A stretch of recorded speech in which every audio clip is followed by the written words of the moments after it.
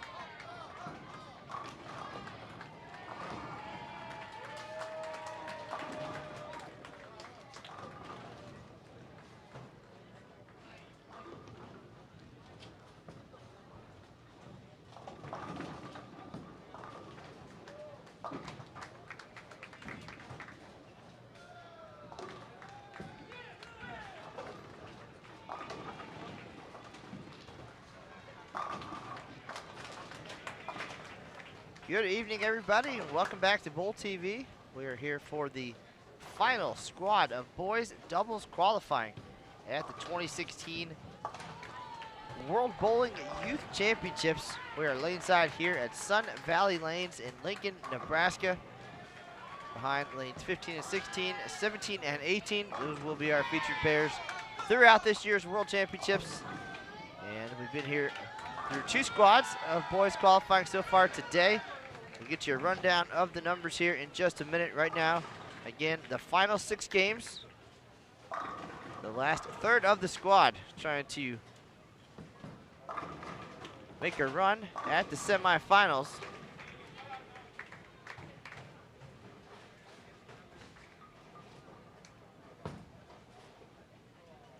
Leading score right now, a record number, 28-15.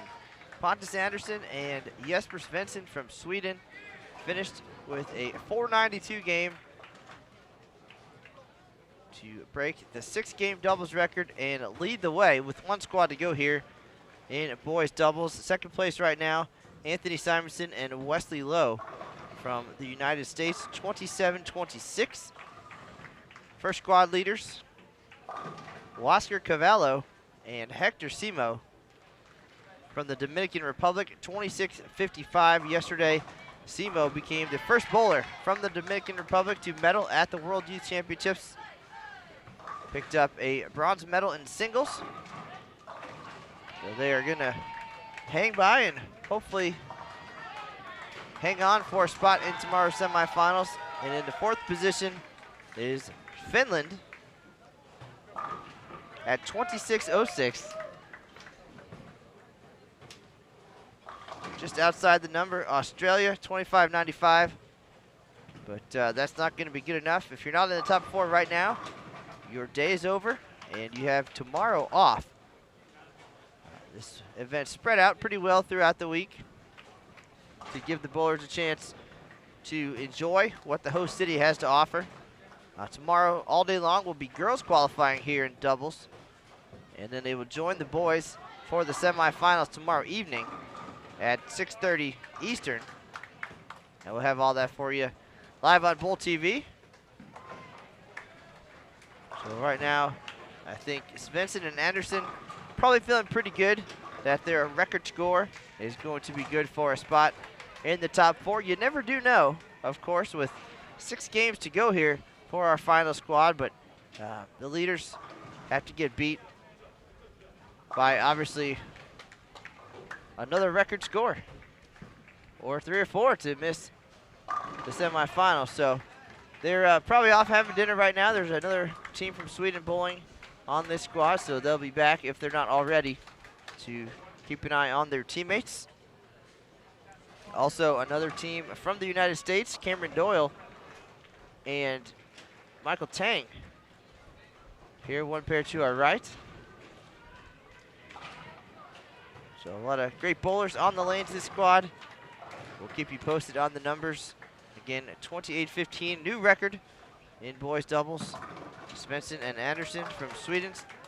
Anderson, a defending champion in the doubles event, so he likes this format and this event, and we'll see if he can make it back-to-back here in 2016. The number to beat right now, again, 2606 plus 206, an average of 222.5. I'm sorry, 217.17. Doesn't sound like a lot, but this challenging 45-foot WTBA Rome oil pattern has been a little bit tricky at times for our leaders. Mr. Svensson, it was right after game 4. Things got a little bit strange. Made a key ball change, finished with 247 and 259 to get to the top spot and the record. We'll have a recap of today's action for you on bowl.com later tonight. You also can follow along with the live scores throughout this block. If you go underneath your video window here on Bowl TV, the information box has a link to the 2016 WYC homepage. Give you all the details you need to know about the event, the scores, previous and current, and much, much more. If you have any questions, feel free to drop those in the chat room for us. This is Matt Canizar alongside Aaron Smith, and we'll be here for the duration of the evening.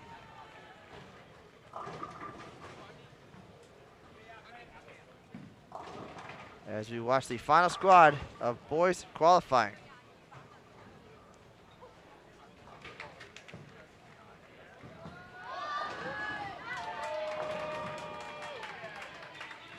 Again, of all the doubles teams throughout the day, the top 4 will advance to the semifinals tomorrow evening.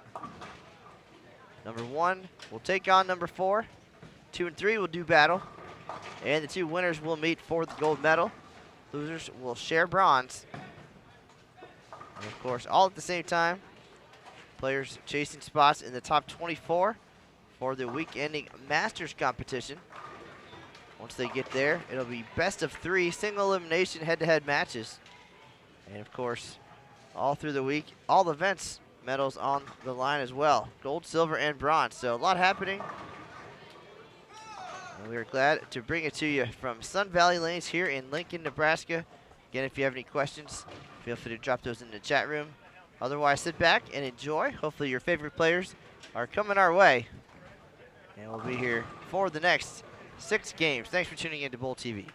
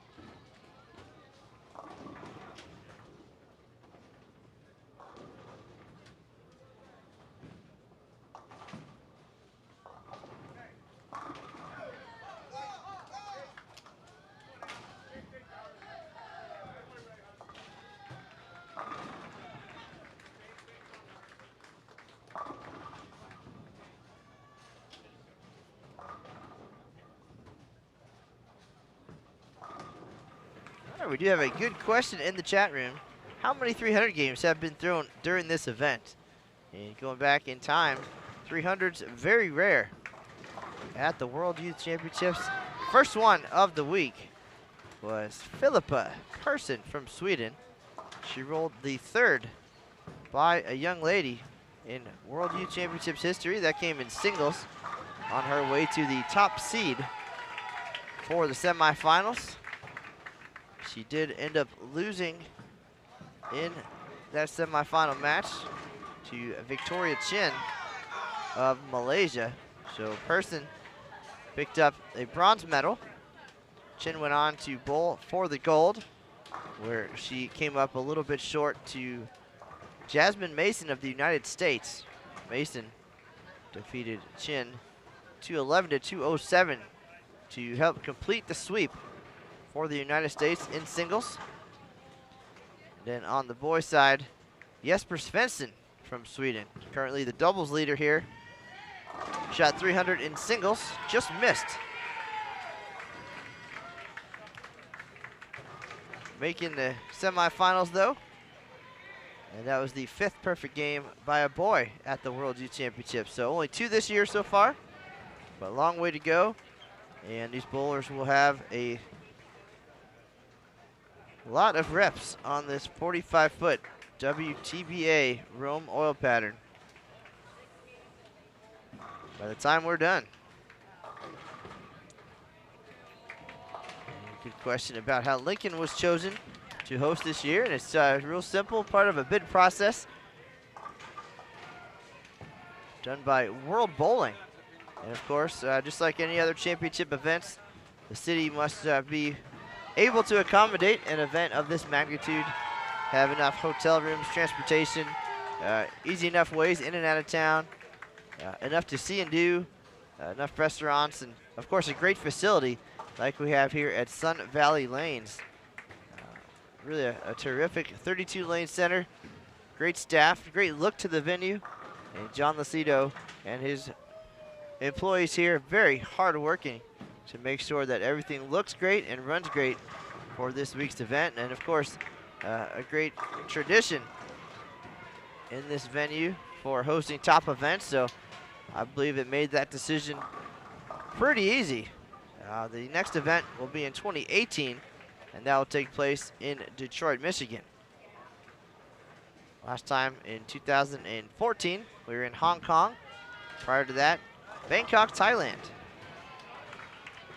So the event always on the move, giving bowlers from all over the world the chance to see all parts of this great planet, and for many, lifetime memories.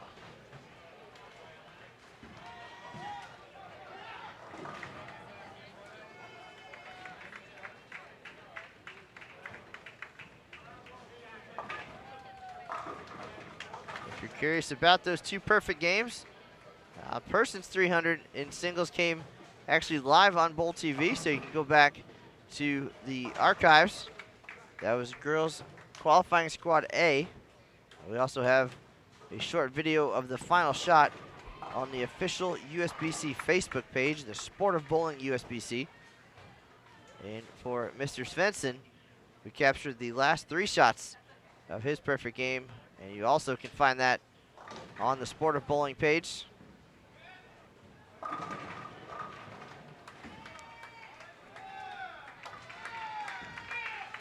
Right now, we're joined by bowlers from Qatar, Macau, China, Slovakia, Spain, and Peru. This year at the World Youth Championships, 37 countries represented by 208 bowlers. Great to see bowling's reach across the globe. And of course, we see that in the professional ranks and the Professional Bowlers Association and Professional Women's Bowling Association. And of course, now this will be the next generation, perhaps, of PBA and PWBA stars.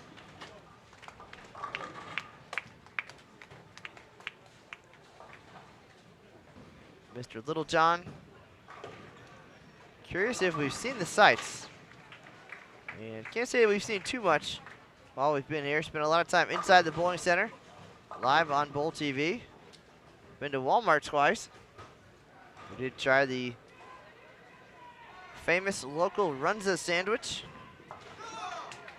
And we spent a whole bunch of time walking around downtown, which is one of the best downtowns, I think, that I've seen. Many great restaurants, things to see and do, and definitely keep you occupied if you do have some time. And I think that generally is the idea in choosing a host city too. Enough stuff to do in the downtime. For example, the girls have nothing to do today. So if they're not here watching their teammates, they are out and about, enjoying what Nebraska has to offer.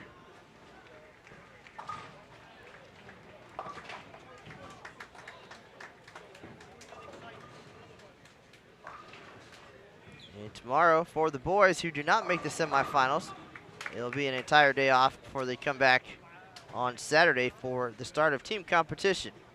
So as much as this event is about bowling, it also is about seeing new places, meeting people, and enjoying what these new cultures have to offer.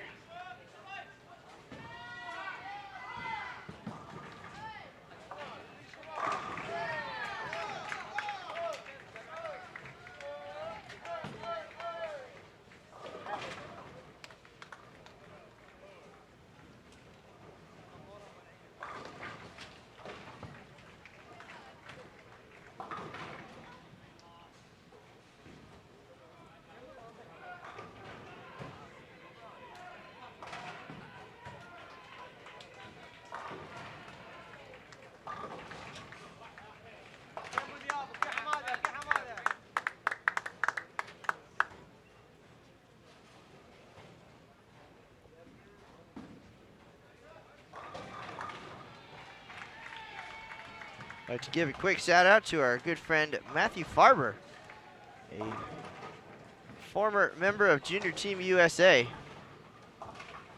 and part of the World Championship winning team in 2014 as the United States successfully defended its boys team title. Two of his teammates, Cameron Doyle and Wesley Lowe, will put that title on the line here in Lincoln and try to make it 3 in a row for the U.S.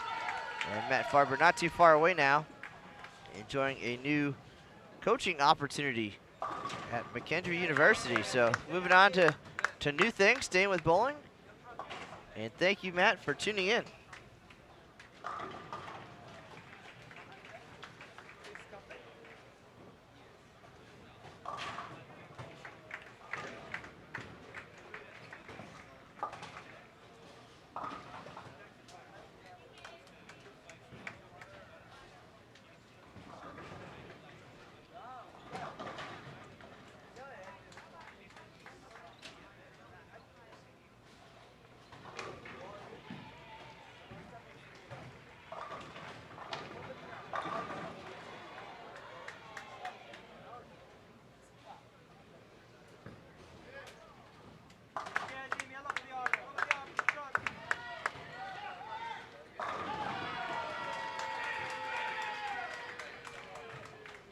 Good morning to our friends in Australia.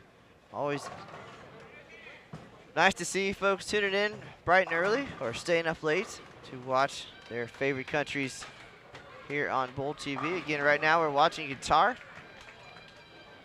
Macau, China, Slovakia, Peru, and Spain. After 2 squads of boys qualifying,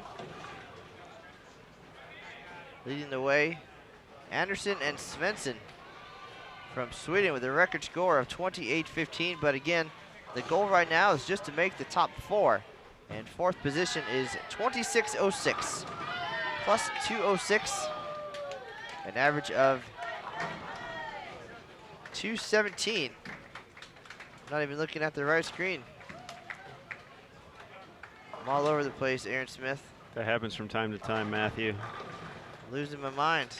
It's okay. I was definitely right. 28-15. That is our leaders, Anderson and Svensson.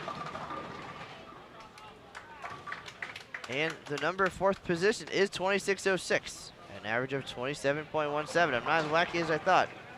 Well, that's to be debated at another time in another place. But as always, we do appreciate the information. Taking a quick look around, a few teams getting out of the gate strong here. We have a team from Venezuela. Each of their competitors, 6 out of 7 strikes to start Rodolfo Monticelli and Massimiliano Frigo. Both off to a strong start here.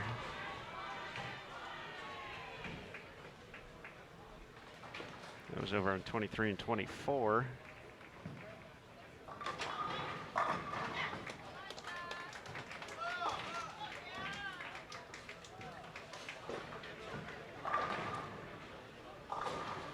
Junior Team USA, one pair to our right, featuring Cameron Doyle and Michael Tang. Tang is clean through 9, working on a double. He can get to 229. Too early opens for Cameron. His max score 196. It's Cameron in the 9th frame. Trips the 4. Their teammates, Anthony Simonson and Wesley Lowe Jr., hoping to hang on to a spot in the top 4.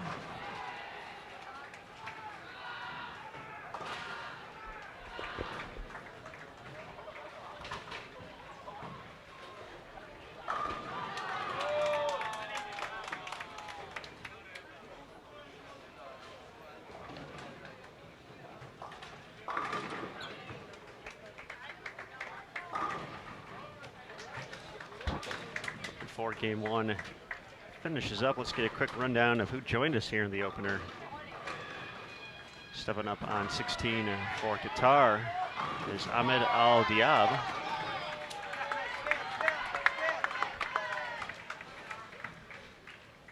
Runs a little bit high there. They use the 3-6.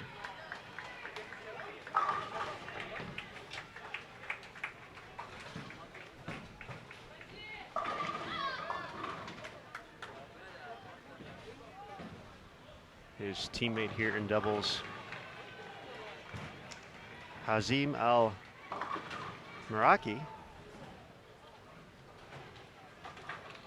Hazim out to a nice start here. Still has 2 40s out there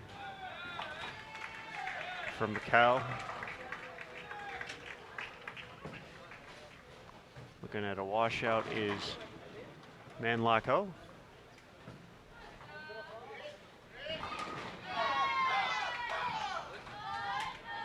His doubles partner, Chi Chong Ho.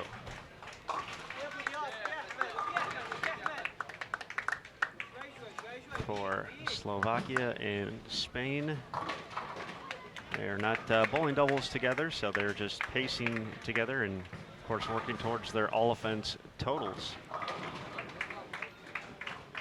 As Alex Gonzala delivers a strike.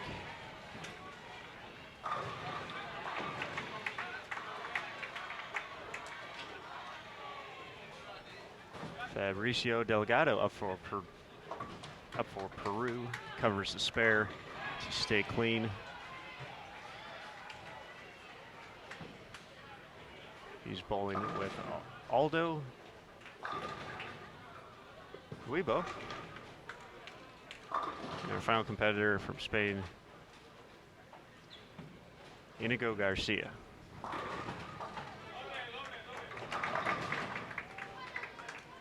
Not all the teams are complete with 4 players here, so for some countries just able to send 1 representative.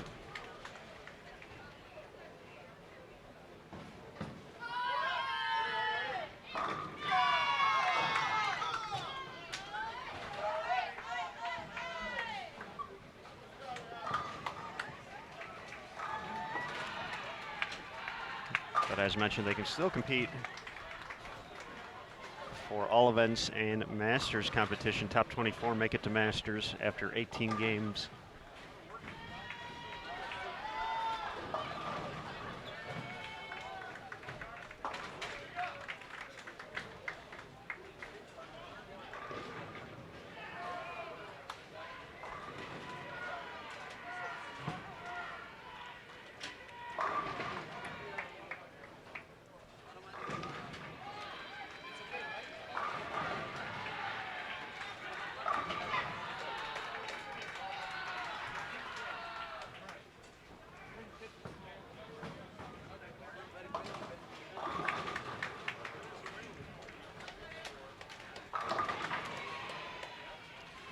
Rodolfo Monticelli is getting ready to step up in the 10th frame over on lanes 23 and 24.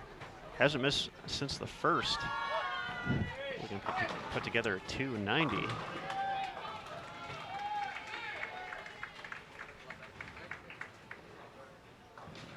His teammate Massimiliano still has 255 out there, so they could potentially go 545 in the opener with 6 strikes in the 10th. Junior Team USA's Michael Tang finishes with 217. Cameron Doyle is going to get into the 190s with a double in the 10th.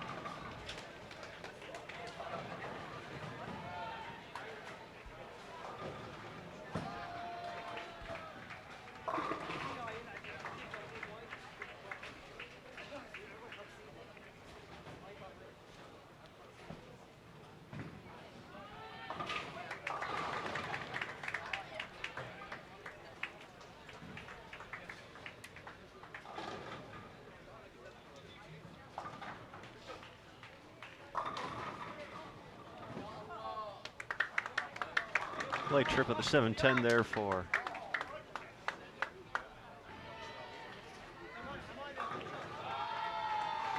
Guitar on 15.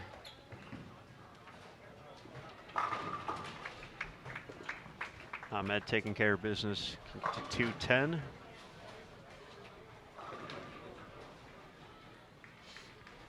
Rodolfo did not strike on his first shot in the 10th, went through the face left with 3-pin. But with the spare can be, or covered the spare, strike gets him to 269.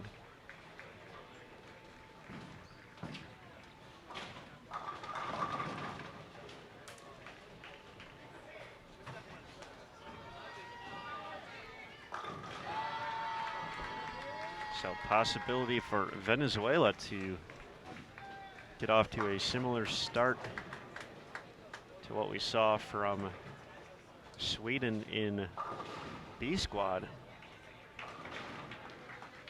Sweden started with 495 and never looked back on their way to a record score of 28-15.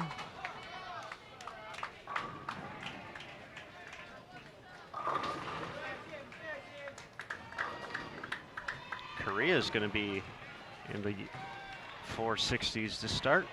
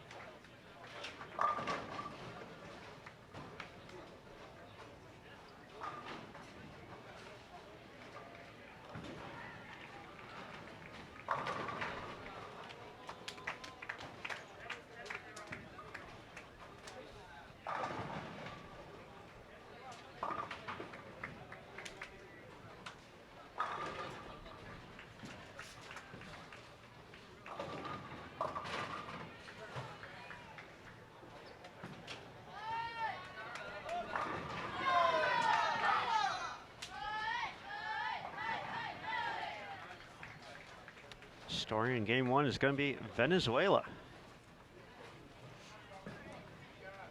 Massimiliano delivered the double. So he's in the 250s, so they are well above 500, can get to 524 with a strike on the fill ball.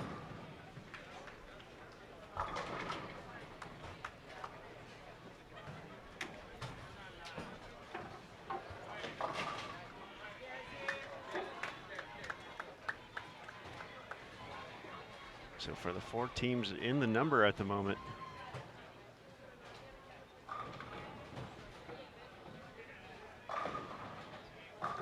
Finland being the last one in the top 4, already have something to worry about. 524 out of the gates for Venezuela. 269 and 255 to get there.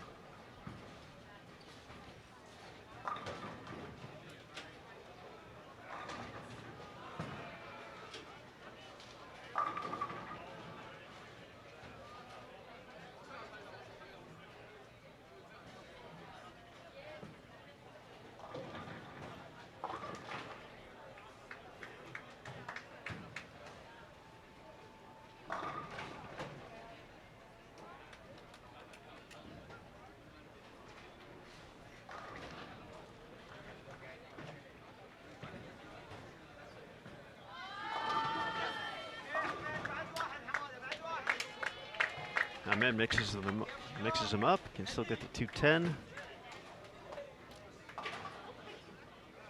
Tough game for Manlako.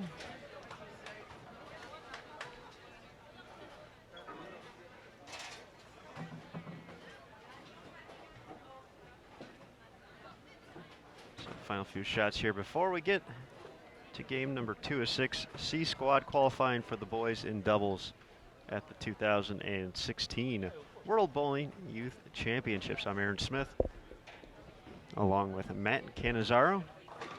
We'll have wire-to-wire coverage. 2016 event here at Sun Valley Lanes in Lincoln, Nebraska. We've already crowned our gold medal winners in singles for the boys and the girls. Junior Team USA with the sweep. Wesley Lowe Jr. and Jasmine Mason recording the victories. We'll know our 4 finalists on the boys' side after C squad wraps up. And after 2 squads tomorrow for the girls, we'll have our medal round tomorrow evening. So you already got plans for Friday night. Don't have to worry about what you're going to do. Going to join us here on Bowl TV. If you like, of course. And if you happen to already have plans and still want to check it out at a later date, you can do that too in the archives. YouTube.com/Bowl TV. Game 1 officially done. 1 pair actually left to go, but we're done over here. Game 2 coming up next. Don't go too far.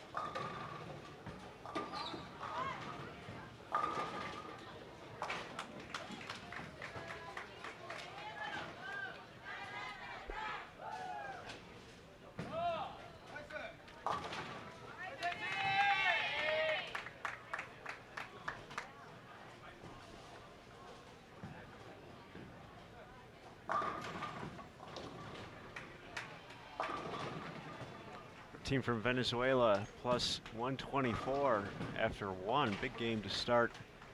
Korea plus 67. Singapore plus 34. Mexico plus 21. Ukraine plus 21. Just to name a few. A total of 9 teams plus. America at plus 13.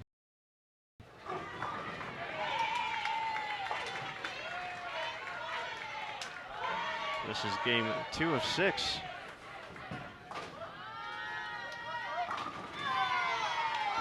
Here in C squad, the final squad. So big start from the Venezuelans, looking to get to 26:06 or better at the moment. That's the final score into the top 4 for the medal round, belonging to Finland.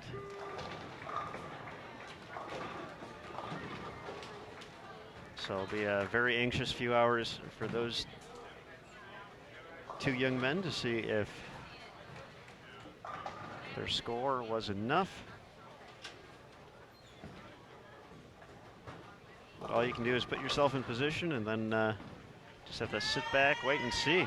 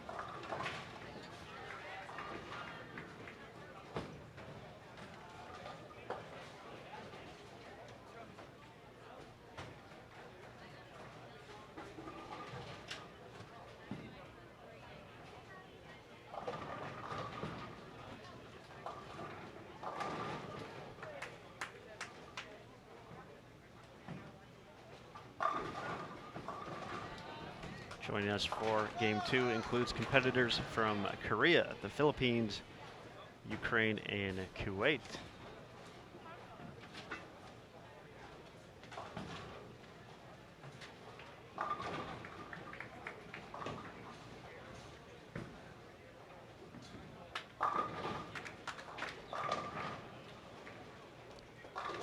Nice shot by Valentine. See if his teammate Daniel can repeat the effort. Get him to both 3 out of 4 strikes to kick things off.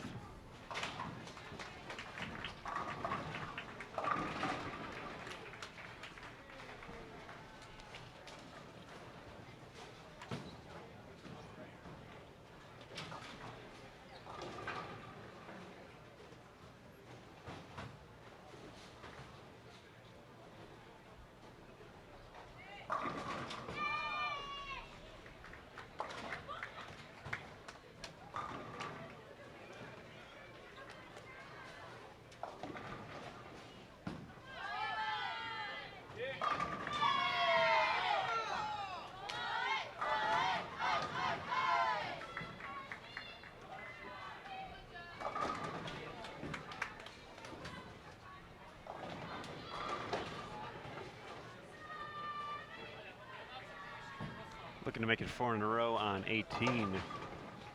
Abdul Salam Alsiger.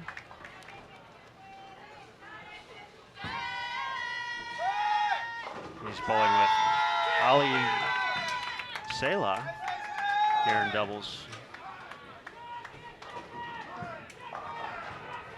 For the Philippines, we have Ivan Malig and Gaspil Gaho.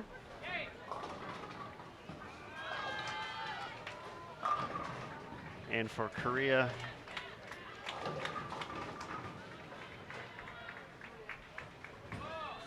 we have Young Lo Lim.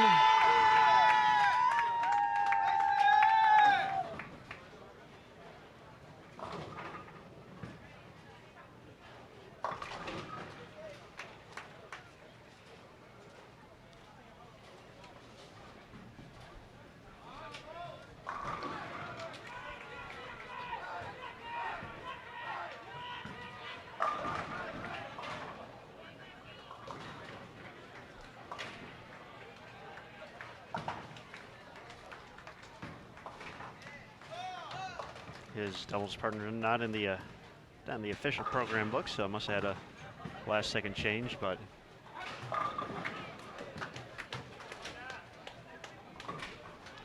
looks like Yidong Seo. There's a quick look at the lineup.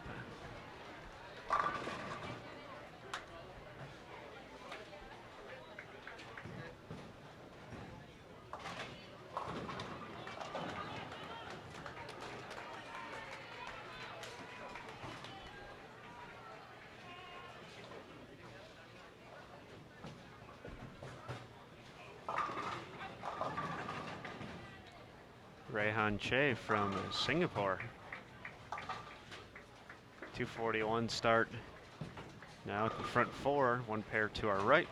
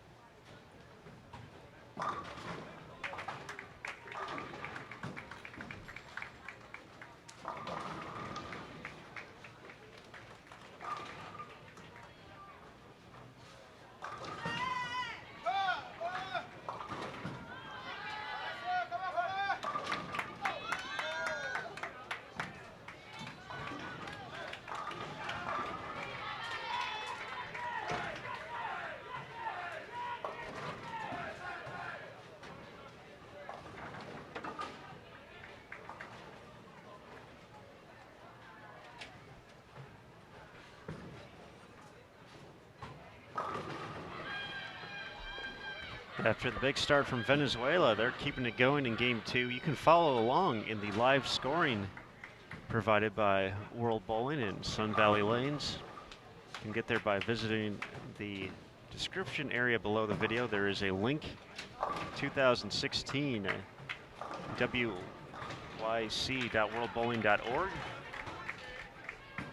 And one of the first things you'll see is a link tabbed online scoring. You can follow along right there. After 5:24 in the opener, Rodolfo Monticelli and Massimiliano Frigote still rolling. Rodolfo front five. Massimiliano started with the doubles, had a few spares since then. Once again, 5:24 after one.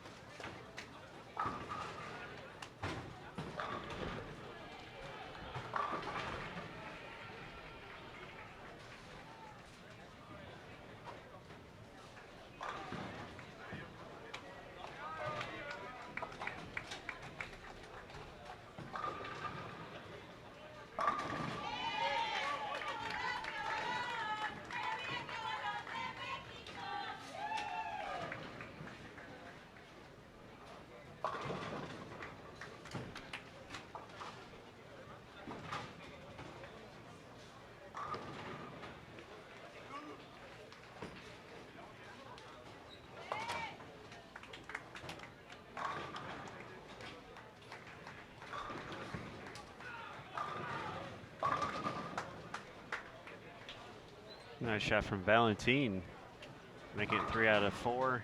A nice washout conversion on 17 last time.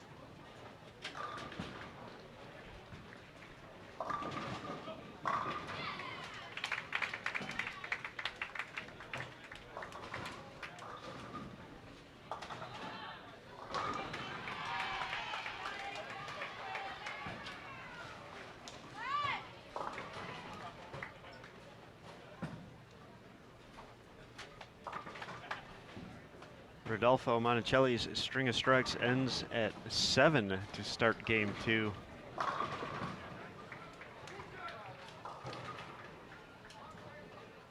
The pair from Venezuela off and running after a 5:24 start. Looking to put up another big number here and well on their way.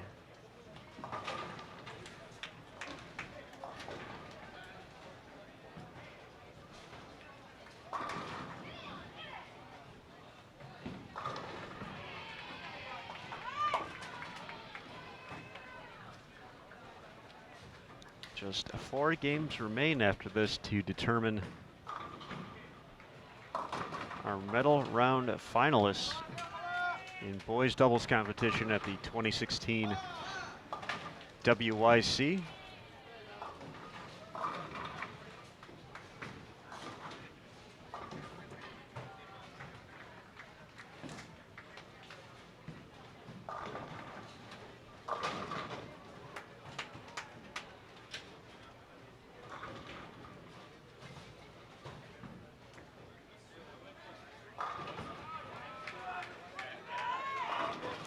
Nice shot from Gospel for the Philippines, his second double.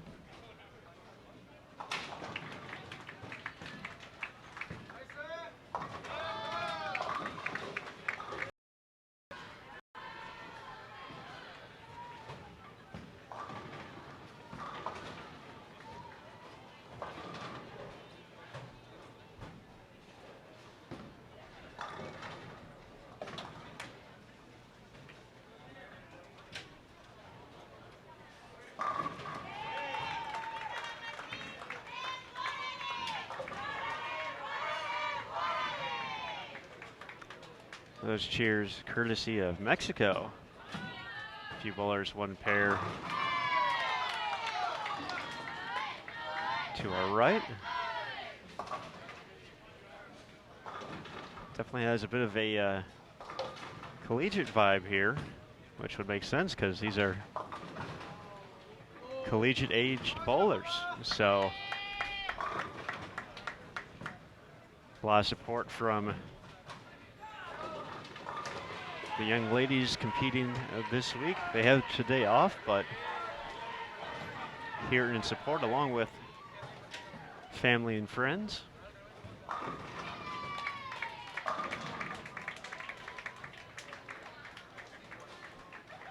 Cameron Doyle and Michael Tang, one pair to our left. Michael Tang finishes with 194. Cameron Doyle looking to get to 215.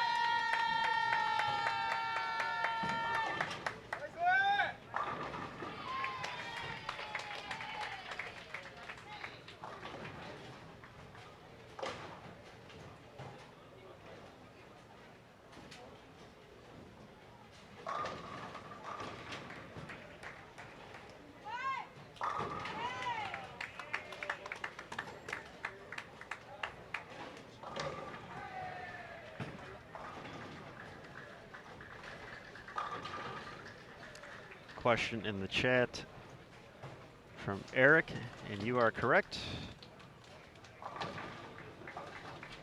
We do have a few pacers in the field, just to make sure there's no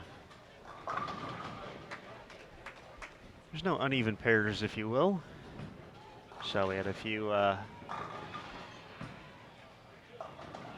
local bowlers from the Nebraska area. We had a few the collegiate team members bowling yesterday and today, just to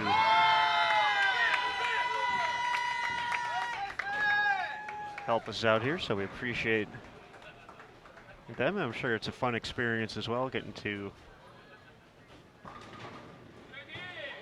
kind of get to experience this event in a different way. Especially if they're possibly looking forward to joining Junior Team USA in the future. Definitely a great insight to what it takes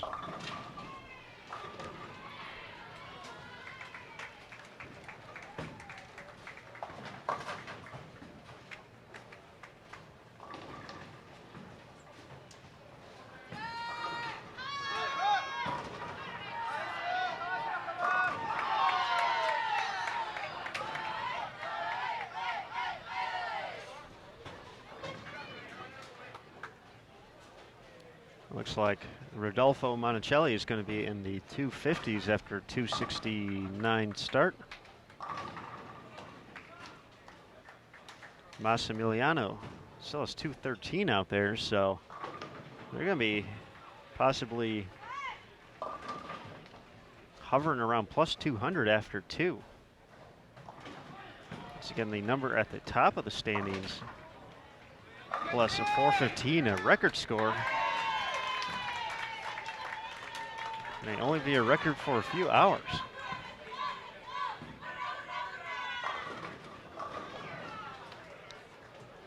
If our competitors from Venezuela can keep bowling the way they are.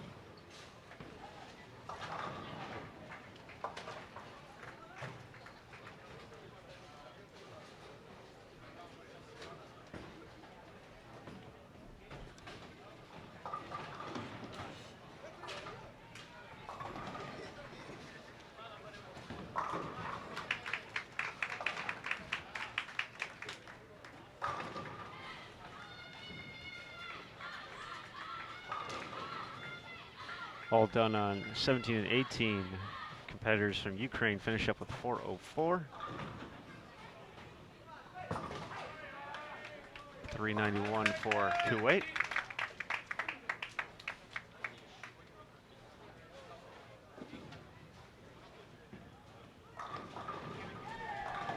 Tenth frame underway on 15 and 16. We'll definitely have a better idea of how things are looking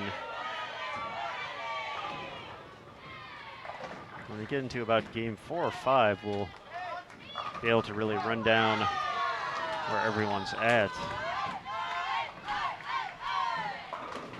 Kind of start doing the math, figure out what folks need. So right now, it's just get as much as you can and don't necessarily shoot yourself in the foot here in the early going.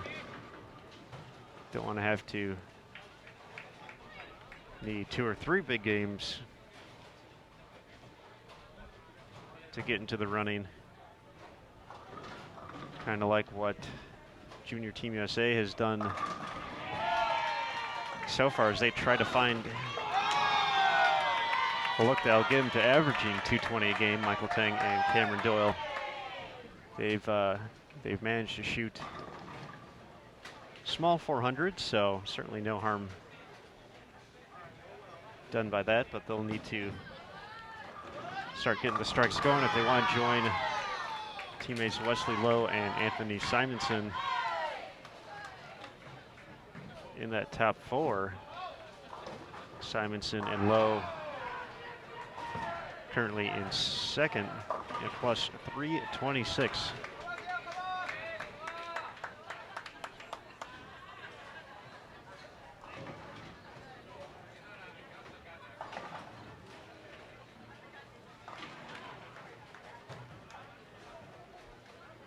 Venezuela is going to fall just short of that plus 200 mark and get to plus 193 with one more strike in the 10th. Officially plus 191 after 2. So the Venezuelans looking to make some noise here in doubles.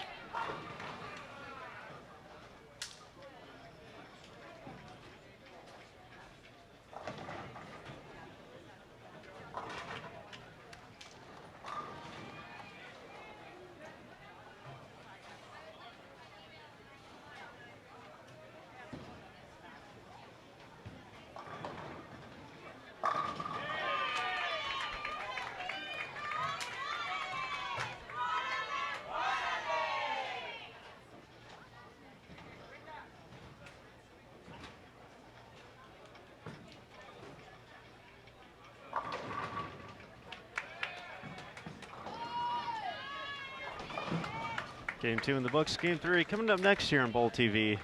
C Squad qualifying in doubles for the boys at the 2016 World Bowling Youth Championships. We appreciate everyone spending some time with us here on Bowl TV, whether it's just for a few minutes or if you've been here all week. Not only do we appreciate it, but so do these competitors from 37 different countries. More than 200 competing here at Sun Valley Lanes.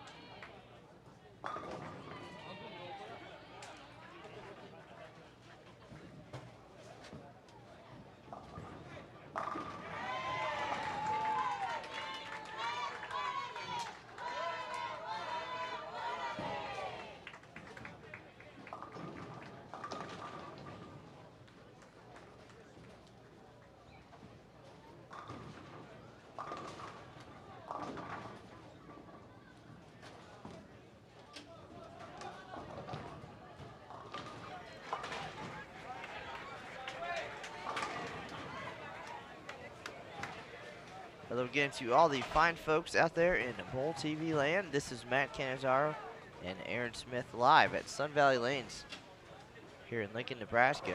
2016 World Youth Bowling Championships rolling on here with the third squad of boys doubles qualifying. Some big numbers already in the books for today. Patiently waiting to see if they'll be back tomorrow for the semifinals. Leading the way, Pontus Andersson and Jesper Svensson from Sweden, 28-15.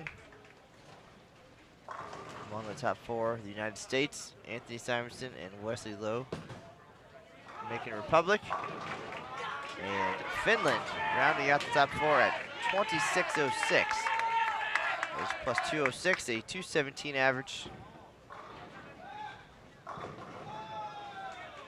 There have been two squads so far today. This is the third and final. And when it's all done, the top four teams from the entire day will advance to the semifinals. That will take place tomorrow evening live on Bowl TV. We'll have that for you at 6:30 Eastern. Semifinals, boys and girls, followed immediately by the finals. Girls will be on the lanes all day tomorrow for qualifying, two squads. And then the top four will advance to the semifinals. Right now we're in game at number 3. Nearing the halfway point of our final squad of the day.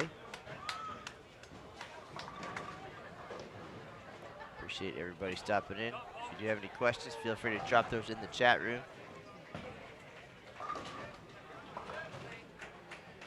Right now we're watching the bowlers from Saudi Arabia, Scotland, Norway, and the Netherlands. So we have a nice mix of styles and abilities here in 2016.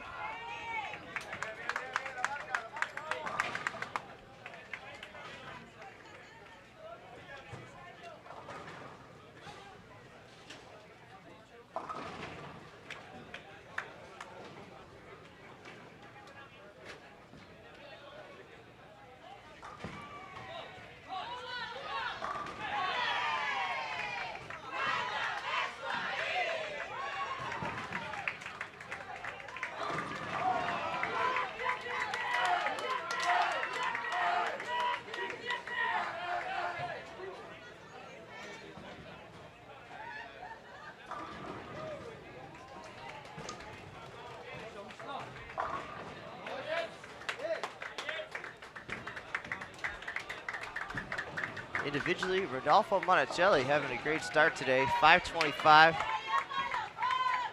Rehan Chia from Singapore, 499. Rafiq Ismail, 470.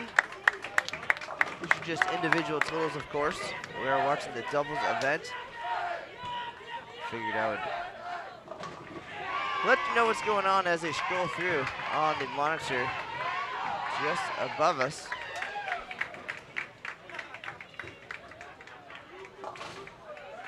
Again, 26.06 is the number right now, 4th place. Only way to get into the semifinals is to beat that number to start with.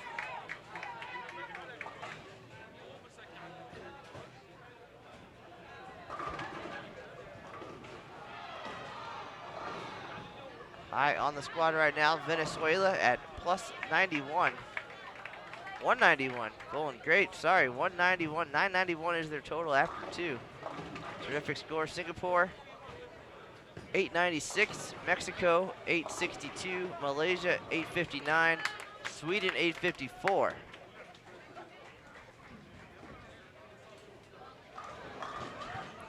Hot start for Venezuela. And they are down to our left if you're following along on the live scoring. It's like 9 and 10.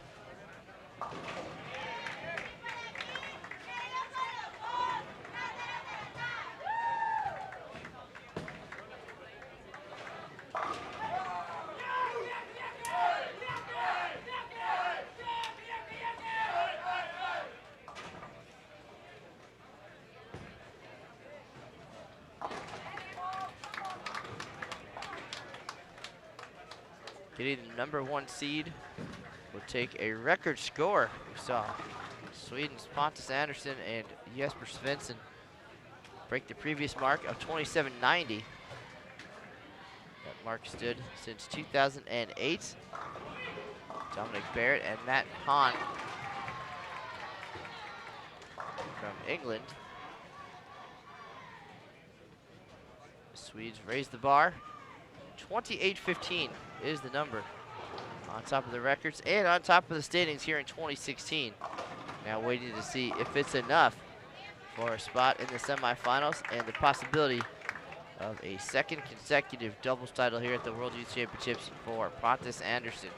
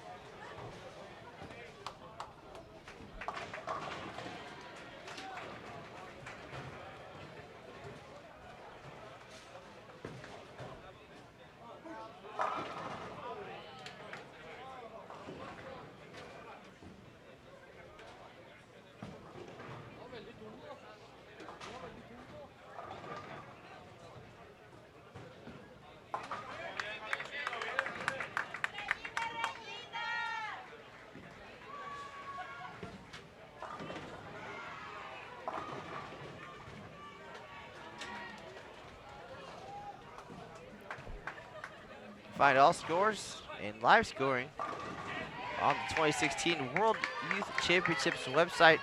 There's a link to it in the information box below your video window. A lot of great information there. And you can find a recap later tonight on bowl.com, so keep an eye out for that.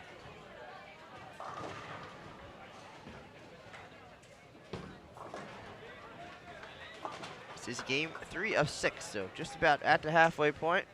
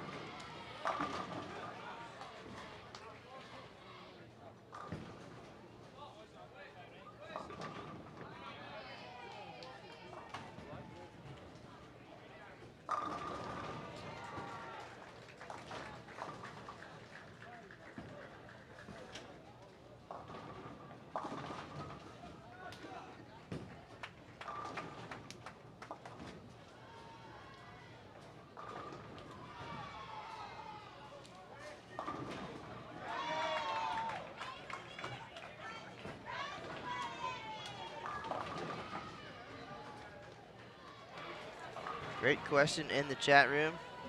Do we think the Venezuelans are going to break the recently broken record? And a little bit early to tell right now. We've seen some terrific starts this week in singles and doubles. And then it gets a little wacky out there with the transition in games 3 and 4. Then it's a matter of getting back on track. I don't know that we've seen anybody, maybe Jasmine Mason from the United States with a pretty steady performance. Otherwise, a little bit of a roller coaster for many of the players. Hot start, and then a little bit of a valley, and then figuring things out again late in the game. We saw that with Kuwait's Asil El-Rumi, the #1 seed in singles on the boys' side.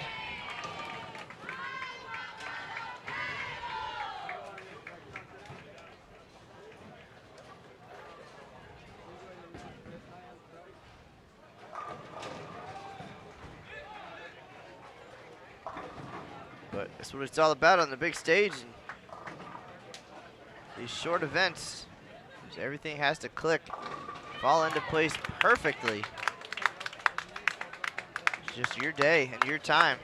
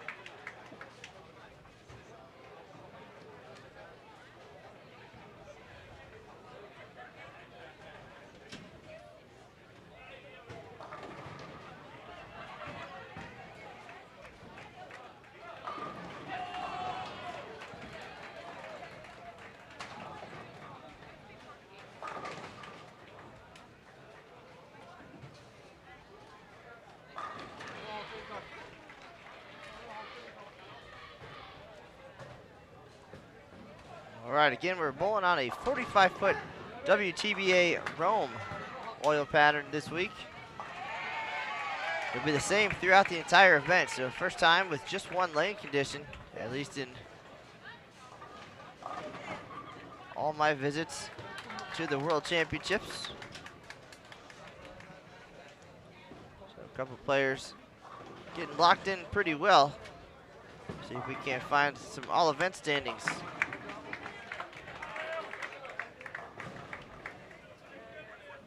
After 12 games of competition for most of the boys.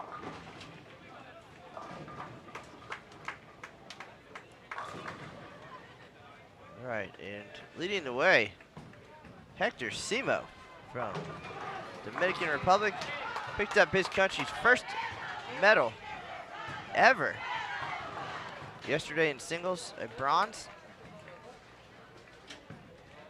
As their first medal at the World Youth Championships. He leads all events right now at 28.19, averaging 234.92. Had 13.87 on the way to the semifinals in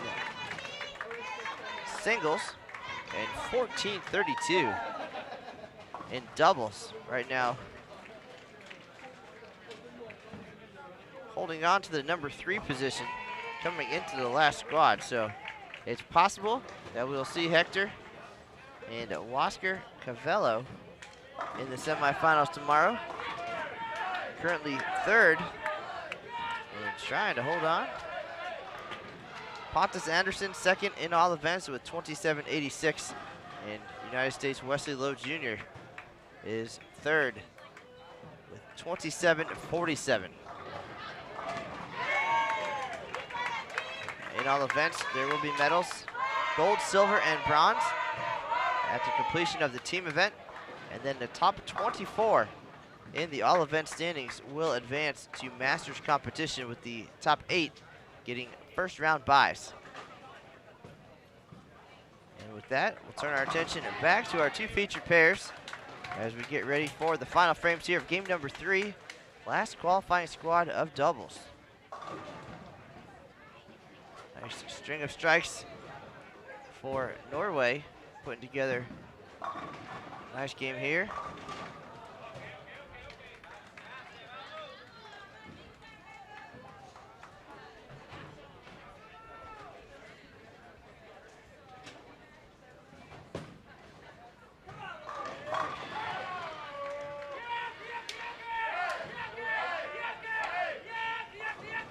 Nice effort for Jordy Putman from the Netherlands.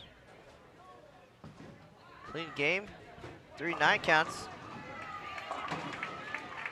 We'll get to 238 here.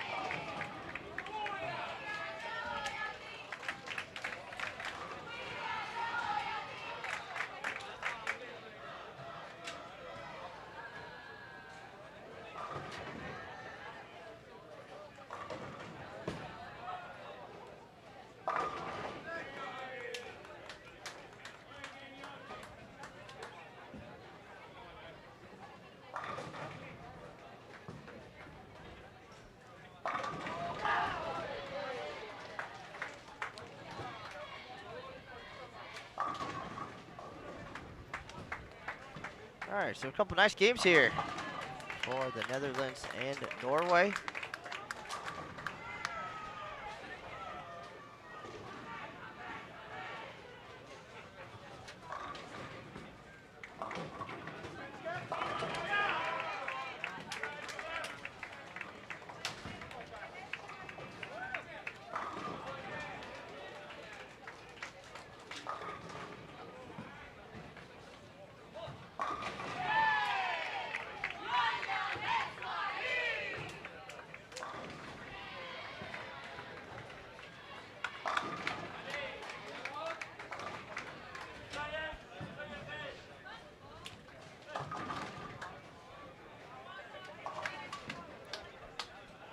.457 for Norway.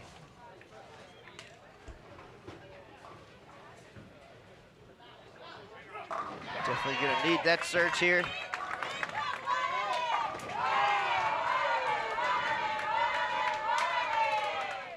Netherlands and Norway pushing each other here in game number 3.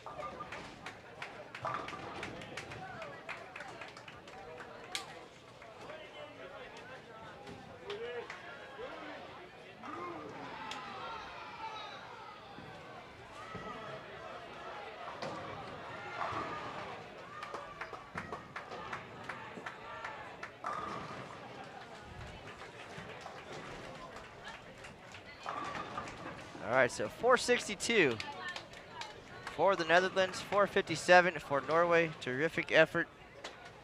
Turn our attention now to lanes 15 and 16 as Scotland and Saudi Arabia finish things up here.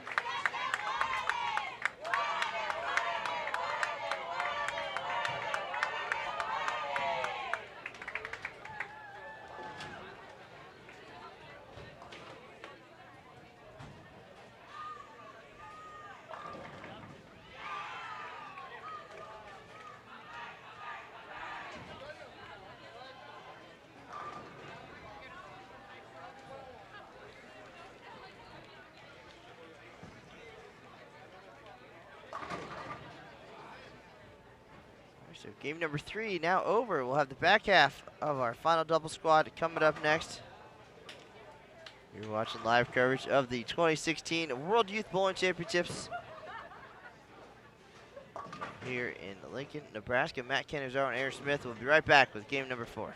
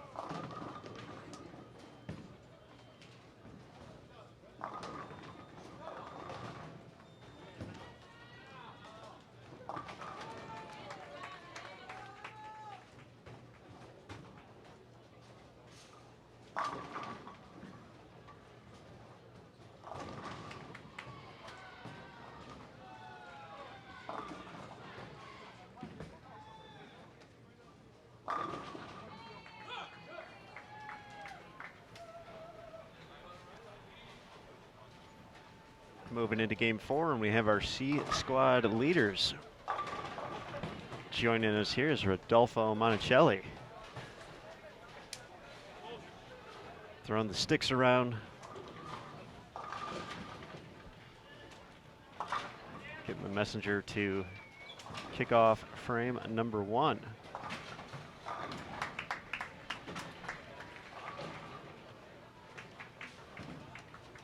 They'll be joined by doubles team from Slovenia.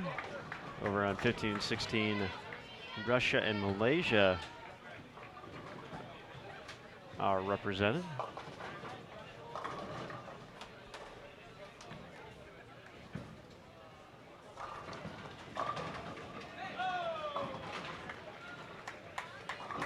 Plus 194 for Venezuela through 3 games.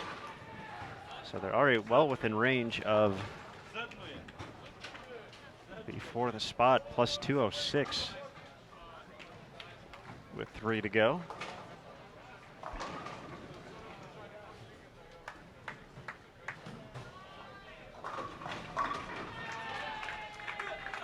They've been able to make quick transitions, find the right look from each pair so far, but Massimiliano, a few an early open there with the miscue and the split. Wow. Singapore has actually moved into the lead. Plus 198, goodness. Mexico at plus 129, Sweden plus 97, USA plus 93. So Singapore doing big things. Well, they can get a look at what they did to make the jump.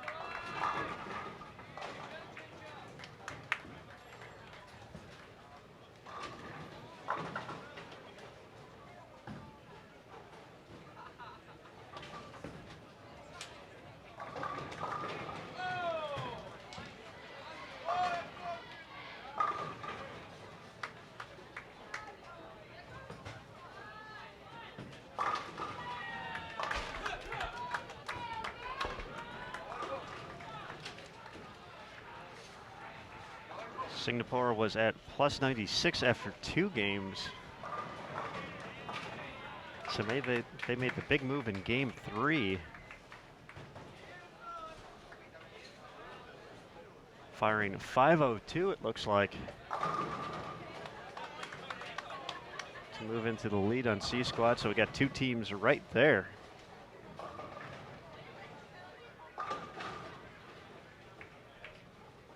For Singapore, Rehan Che and Charis Go.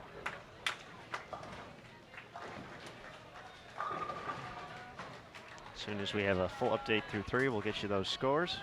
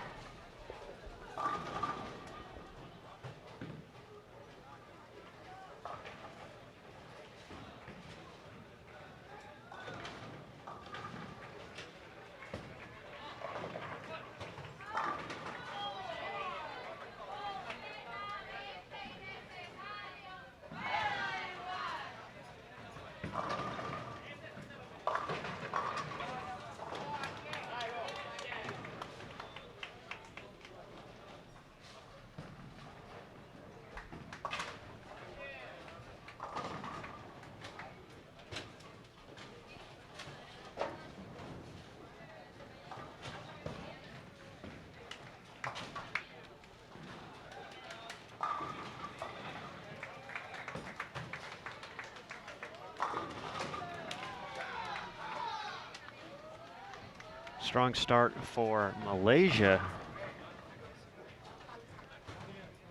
here in game 4. Rakife Ismail looking to make it 4 for 4. 6-pin stands in his way.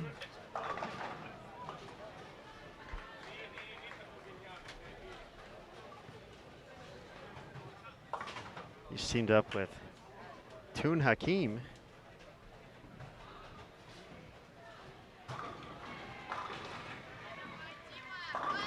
Dmitry Danilin plays the 4-pin for Russia.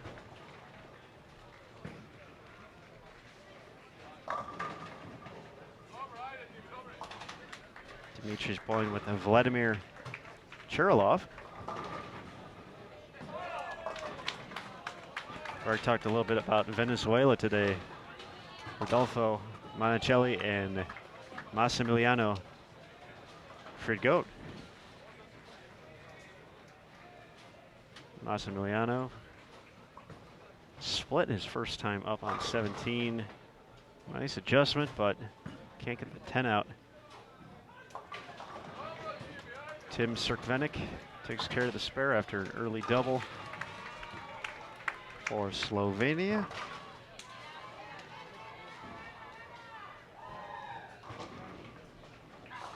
He's teamed up with Ziga Zalar. Tun Hakim makes it 4 for 4.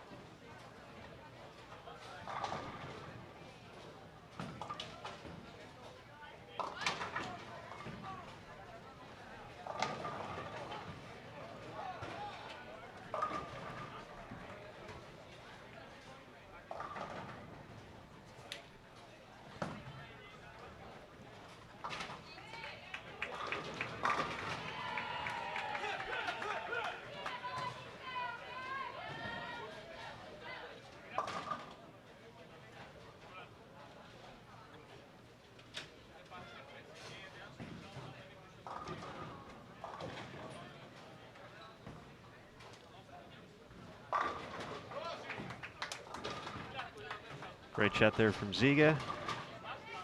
Like in 17.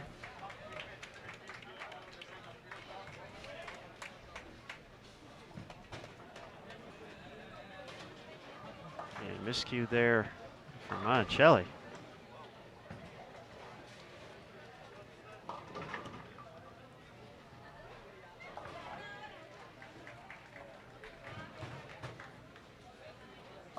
Tun Hakim. One more. Gets it. Great shot. 9 out of 10 to start for Malaysia. Aaron Smith, I lead for 2 minutes, and all of a sudden everybody's striking. Singapore leading the way now, 13.98. Venezuela 13.94, trying to chase down Sweden. High scoring last squad of the day. Will the record score last 3 more games?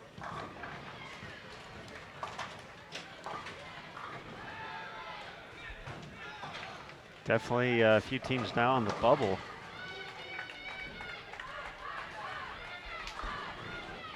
Finland was at plus 206. So they in a rough spot. The Dominican Republic plus 255. Got to be a little bit worried.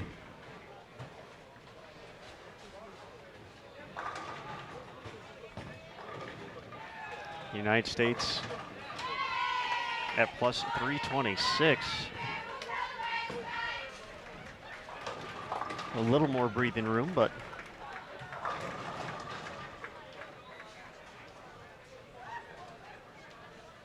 business has picked up.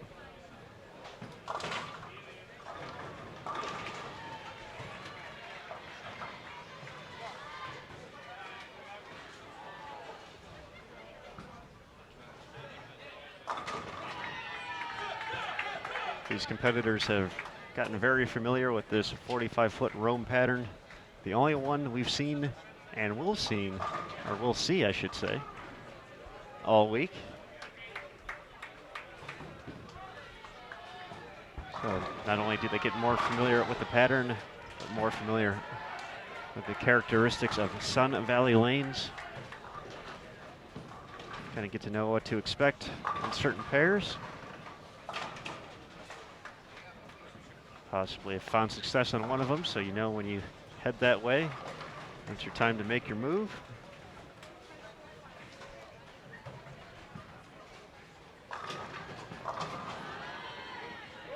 And then the other way, if there's a pair you happen to be struggling on, maybe 200 is a good score on that pair for you. And you just got to realize your expectations sometimes and fill frames and take advantage when you can. Malaysia taking advantage here on 15 and 16. 11 out of 12 to start. And wheeling and dealing, getting left and just booming on it.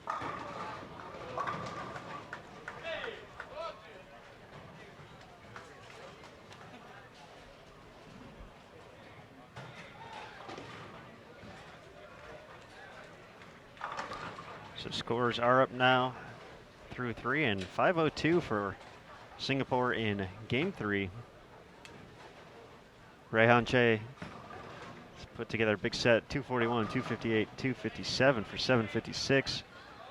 Jairus Go, 245 that game to get to 1398. Venezuela slowed down a little bit, just 403 after the big 524 start.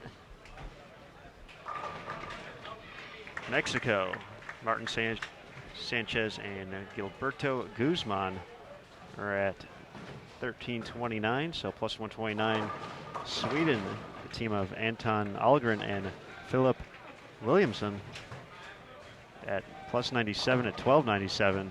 So they got a ways to go to catch their teammates as well. Junior Team USA's Michael Teng and Cameron Doyle. Big game 3, but they're only at plus 93 after 413 and 409 start. Cameron Doyle 255, Michael Teng 216 for 471 that game.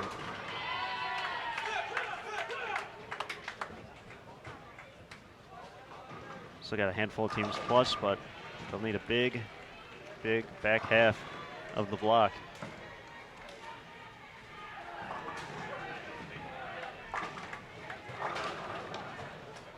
To get there. But that's what it's all about. This is a World Championships.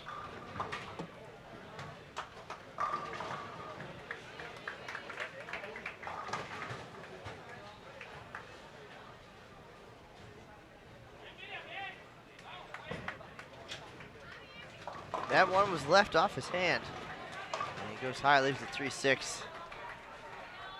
This Malaysian team was at plus 66 after 3 games, so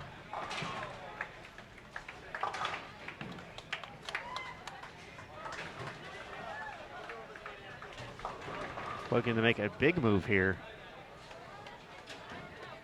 We've already seen one record today. That was the 6-game doubles record by our friends from Sweden, Pontus Andersson and Jesper Svensson, 28-15. The single game doubles record, 5:32. So that's still reachable for Team Malaysia. Going into the 8th frame here at Sun Valley Lanes, which is known for record scores.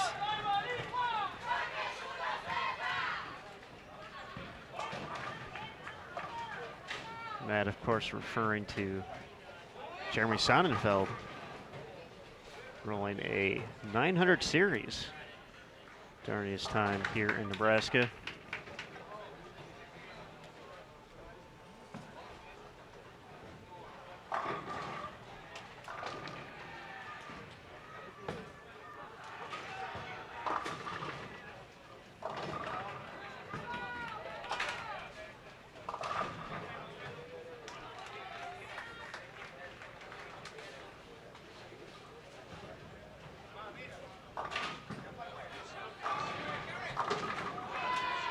Ismail makes it another one. 4 in a row, 7 out of 8.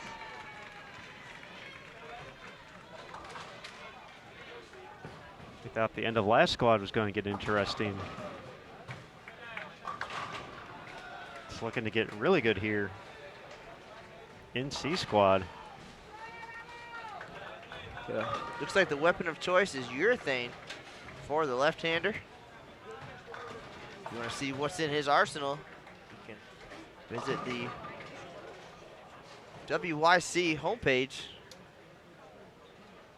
See what the 6 balls are. Tuna Keem bounces back after his first miss.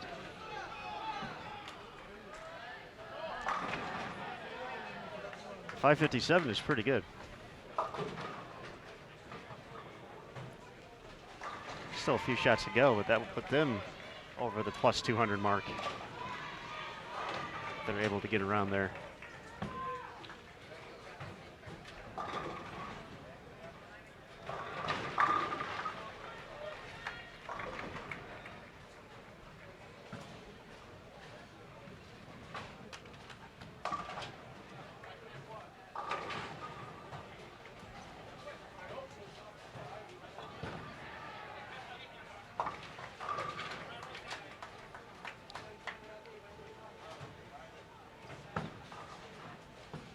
Singapore not on 250 pace this game, slowing down a little bit.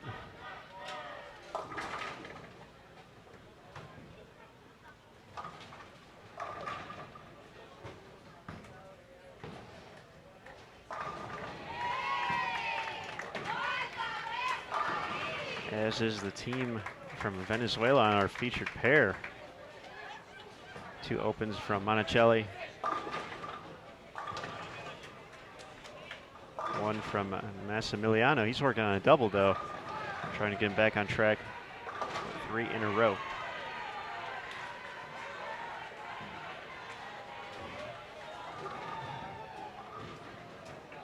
All right, so the record just about out of reach for Malaysia. 536 still possible.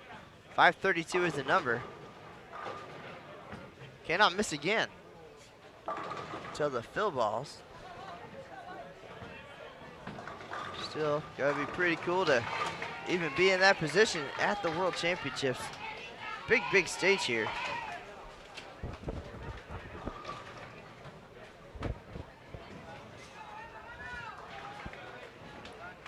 Plus being live on Bowl TV, which I don't know which one's more nerve-wracking.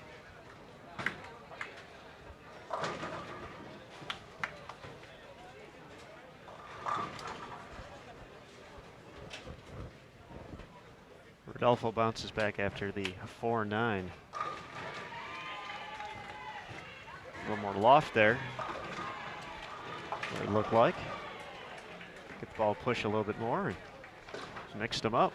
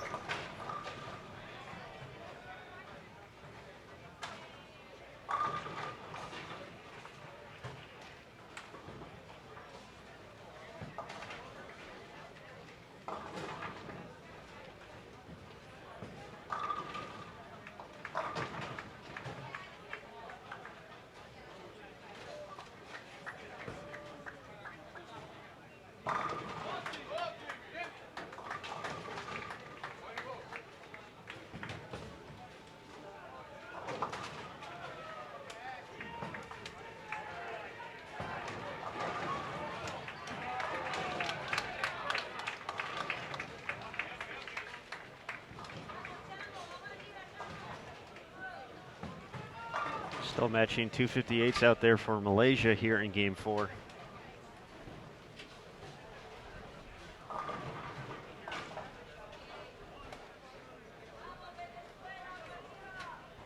They are the ones making the move here in the back half.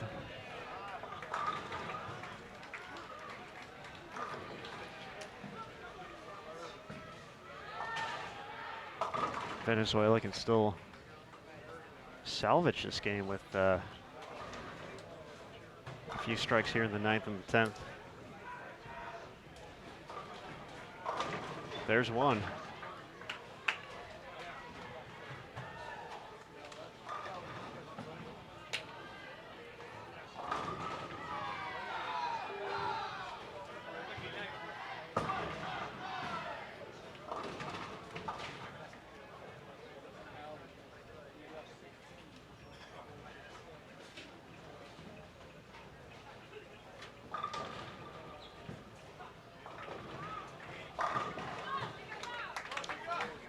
Great shot there from Ziga for Slovenia.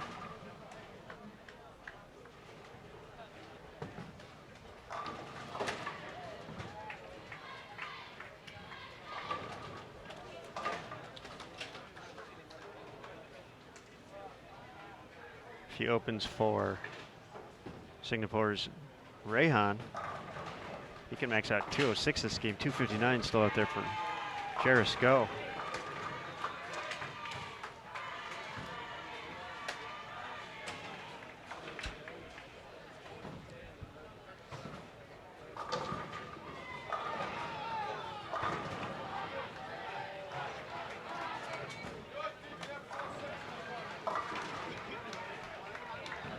Frame not going the way Malaysia would have hoped. Paris splits. How quickly the tide can turn.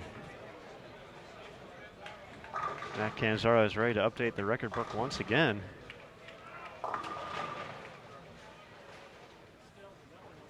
And it can go away quickly. Still gonna be a nice game, but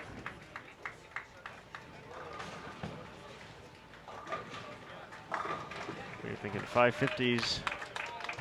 See, it's dropped to 470, 480.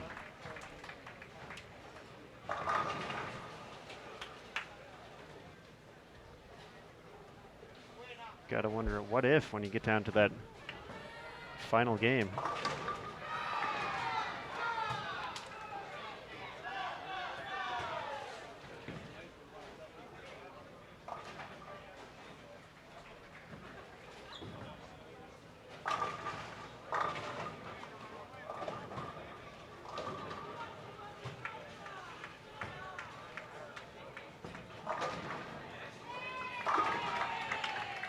Still a great effort, 480, 246 and 234. So that'll put them at plus 146.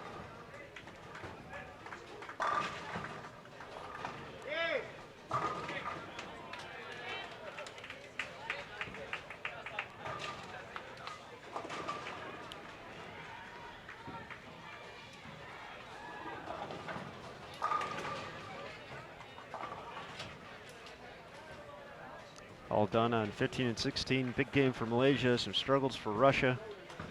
10th frame.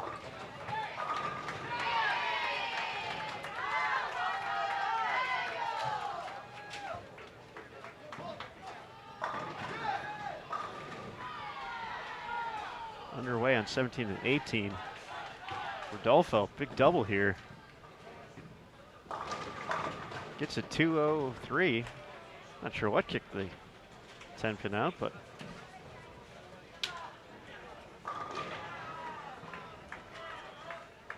.203. The game could have gone much different in the 8th, 9th, and 10th, so we may have to remember that finish if it gets down to the final few shots. Big 5-bagger to finish things up. See if Massimiliano can repeat.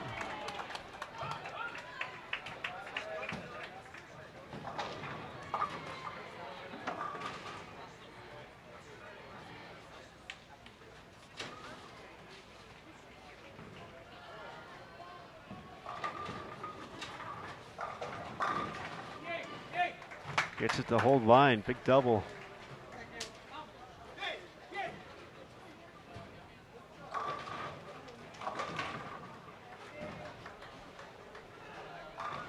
Should at least get to 210 this game. So it's 223 out there.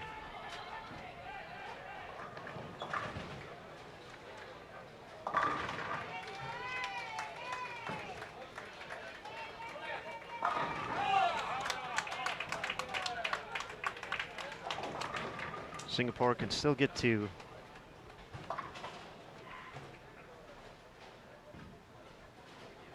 about plus 40 and change this game if they strike out in 10th.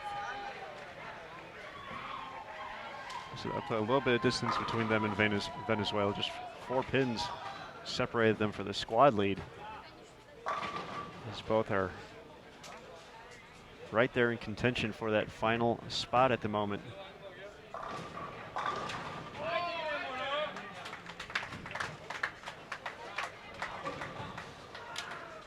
Certainly can't count out a few of these other doubles pairings as we hit the home stretch.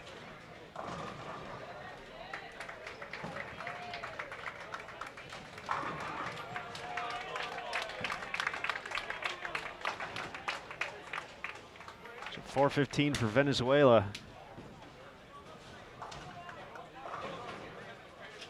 They're plus 209. So they're already ahead of what's in 4th place.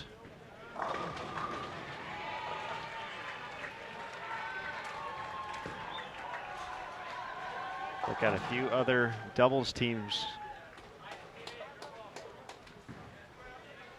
right there as well.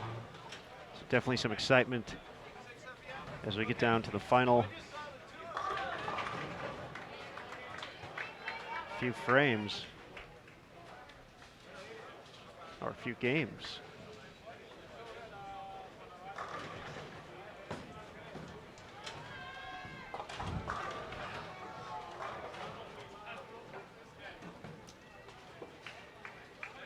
Looked like Ray Han just left a pocket 8-pin to kick off his 10th frame.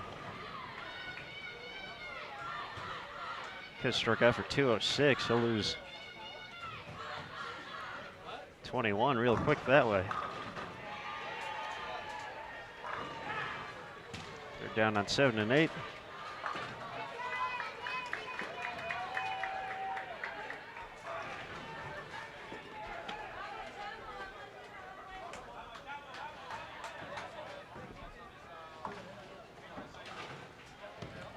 Converts the spare.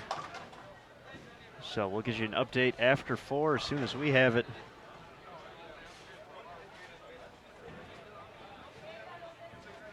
A few teams finishing up in the 10th. Game 5 out of 6 for C Squad. Doubles qualifying for the boys here at the 2016 World Bowling Youth Championships. Coming up next, we'll know our top 4 for the medal round in 2 games. So don't go too far. We'll be back for the final 2 here on Bowl TV. I'm Aaron Smith alongside Matt Cannizzaro. Thanks again for joining us at Sun Valley Lanes in Lincoln, Nebraska.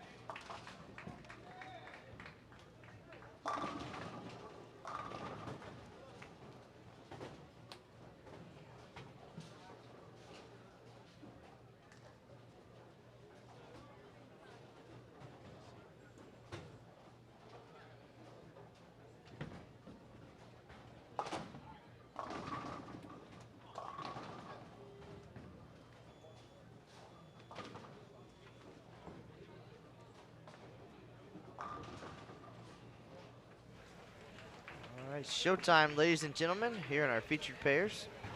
Lanes 15, 16, 17, and 18 at Sun Valley Lanes in Lincoln, Nebraska. 2016 World Bowling Youth Championships, game 5 of 6 now underway.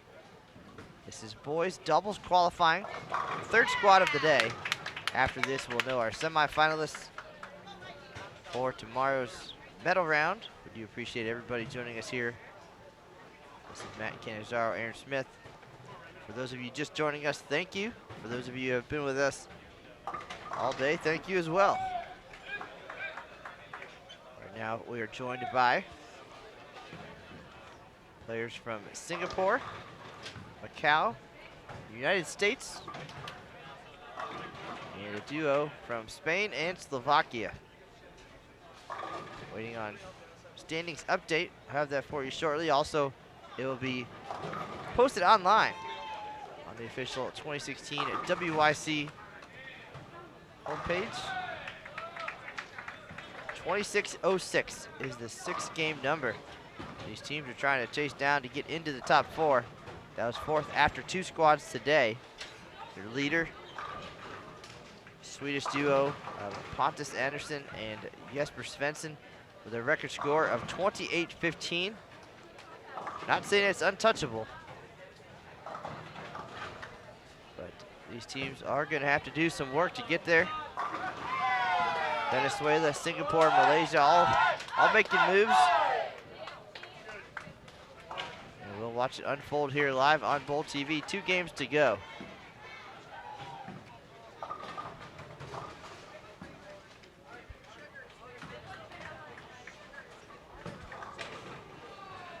One of those teams looking to surpass that mark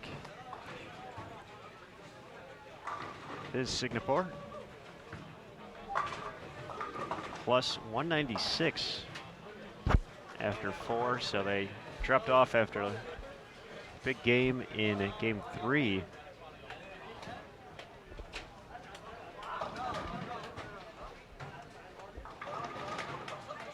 So they're looking for strong finish here, already around the cut number coming into C squad.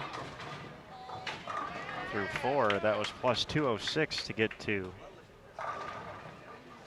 the top 4. That spot belonging to a pair from Finland.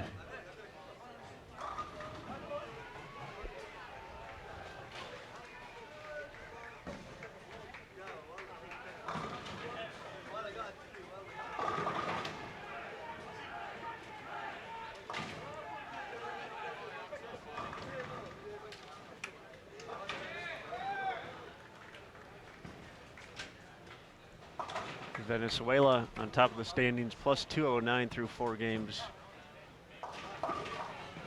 Singapore plus 196, Mexico plus 157, Malaysia and Sweden at plus 146, the Netherlands plus 128, and a pretty big drop off, United States at plus 83.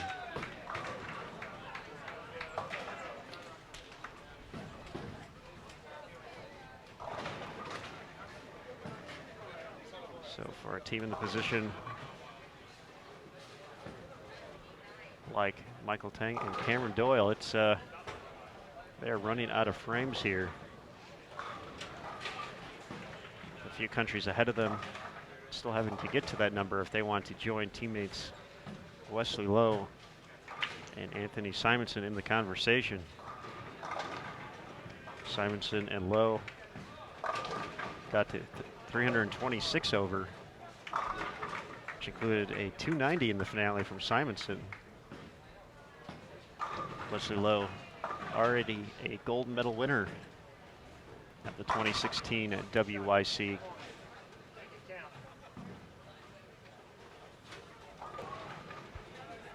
Capturing the singles title last night.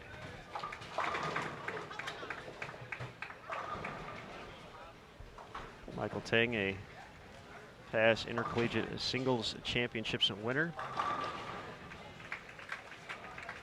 back in 2015.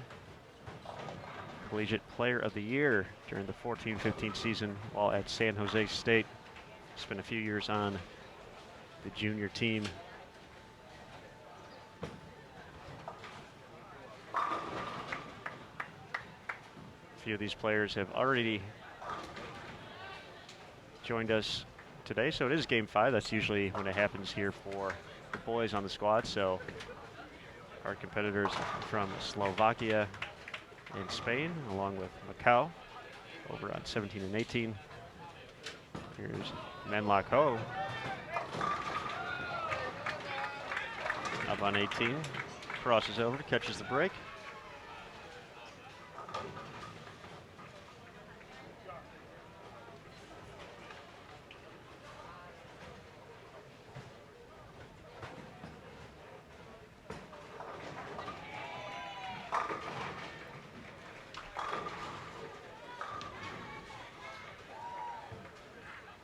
Here's Rehan Che, getting ready to step up on 15, looking to clean up the 2-pin. His doubles teammate, Jaris go. See Jaris in just a moment.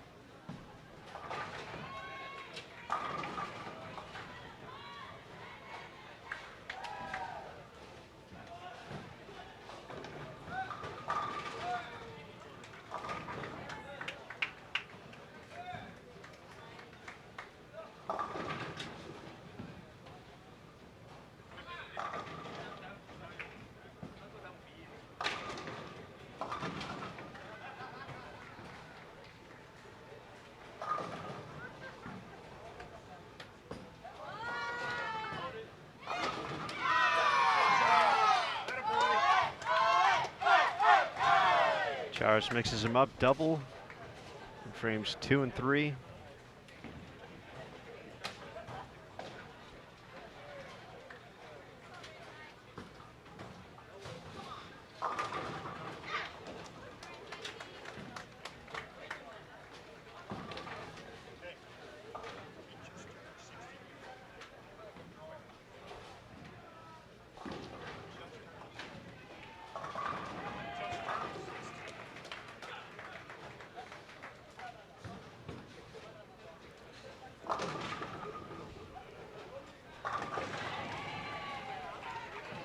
So we're getting the behind-the-scenes info about Team Singapore from Jim Callahan, here to coach this week. Raihan Chi just turned 16 years old.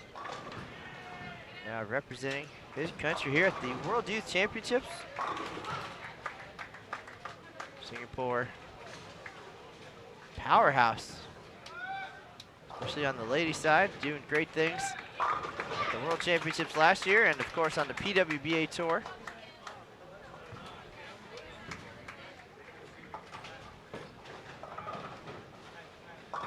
Saw a Facebook post from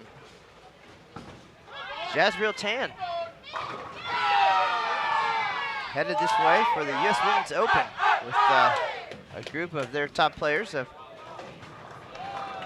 found great success this year. We're here for the first 4 events of the PWBA season, and now the legacy continues here with the boys right here on our featured pair.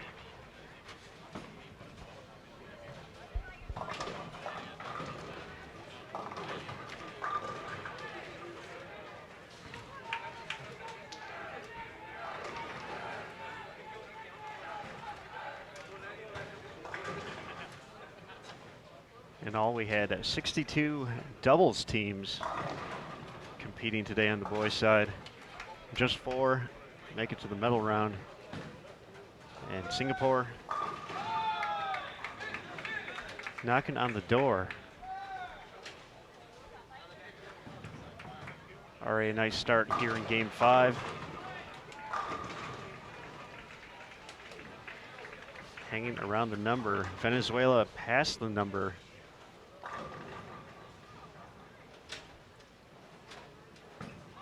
That was 4th coming into this round. There's room for both of them. But have to get a little bit further. Plus 255 is the number in 3rd. And there's a bit of a gap to 2nd. At plus 326. And the big number on top, courtesy of Sweden's Pontus Andersson and Jesper Svensson, plus 415.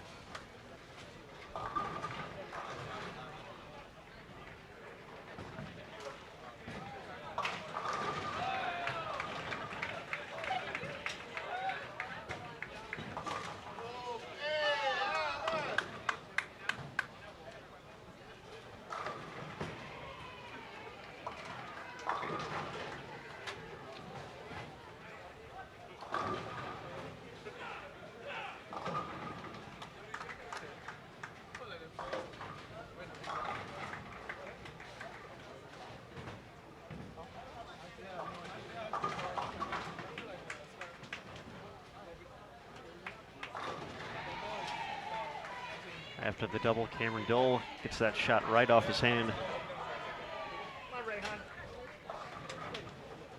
Leaves the washout. The second one on that lane.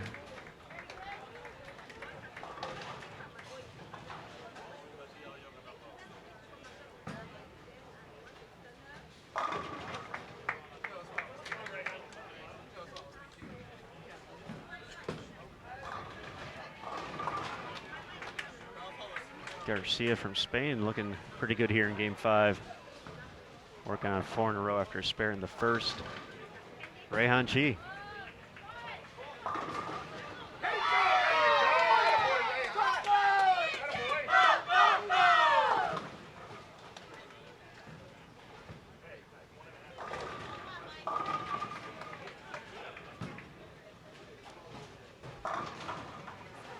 Looks like Charis might make a ball change here.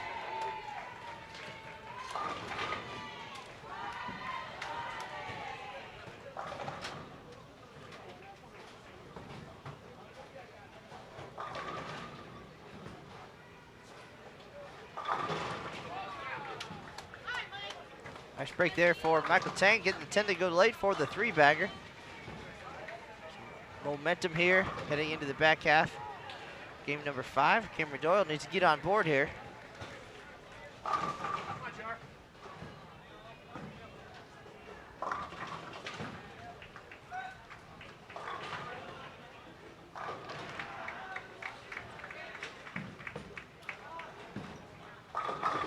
Oh.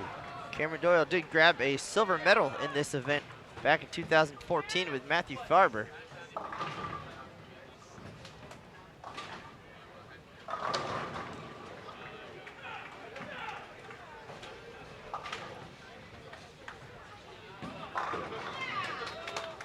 We've got the left lane. Gonna figure something out on the right.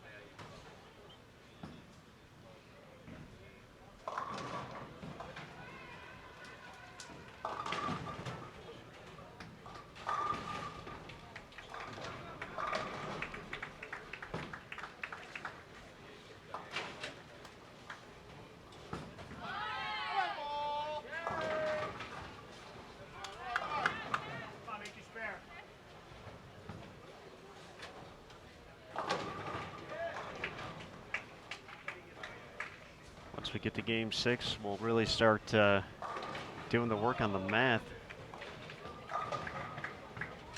Kind of get you who's there, who needs what.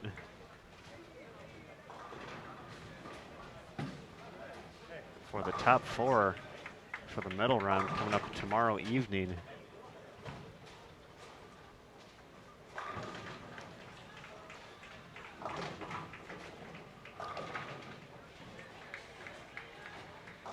So more doubles competition tomorrow.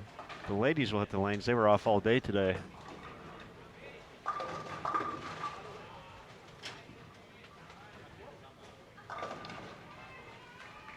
And then Saturday will be the team competition.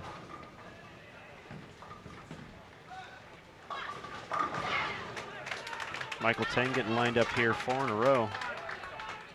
Just starting with 4 spares in a row.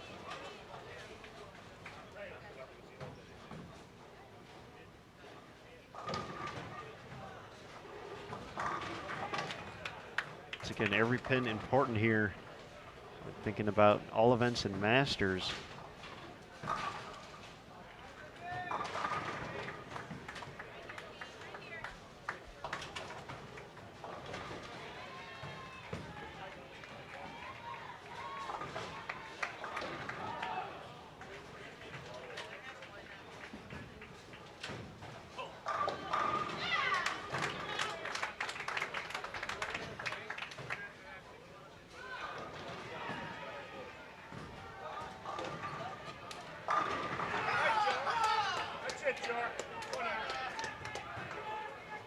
Jarvis gets the 8-pin out. Nice ball change.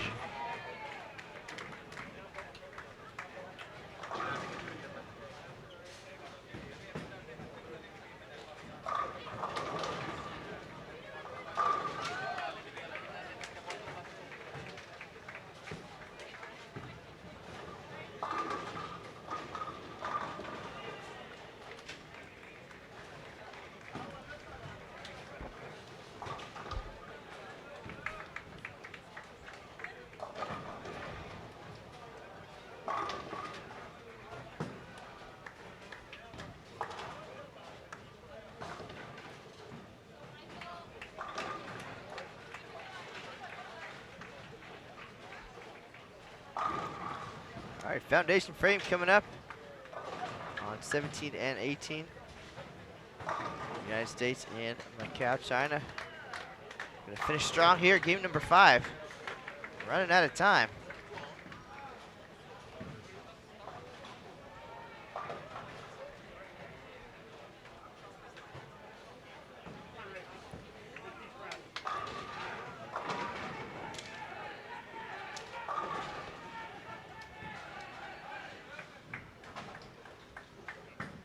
Raihan Chi about to step up on 16.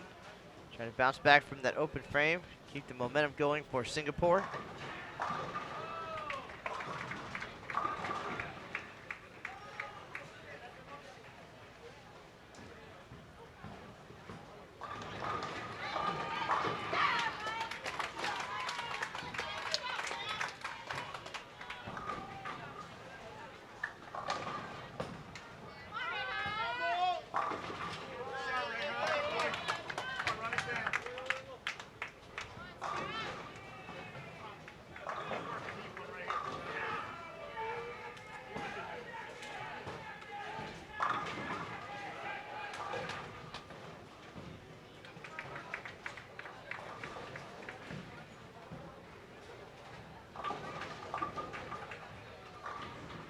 Bit of a slower pace for Venezuela in the early stages. They're about halfway through. They're starting the 7th frame. Check out the live scoring. Find the link to the official World Youth Championships page in the description below the video, or you can just visit 2016 WYC.worldbowling.org. There's a link for online scoring. Venezuela on lanes 25 and 26 at the moment. Just one double, and 2 opens. So we'll need a strong finish.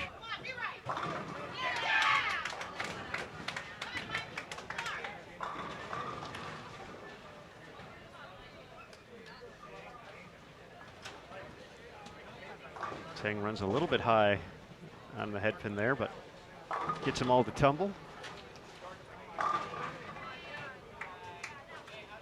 He's thinking 256 this game. Cameron Doyle, 218 max.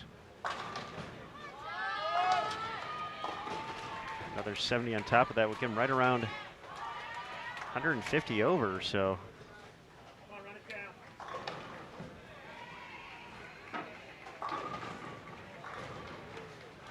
But once again, chasing a few teams on this squad as well. Michael Tang now in the 250s.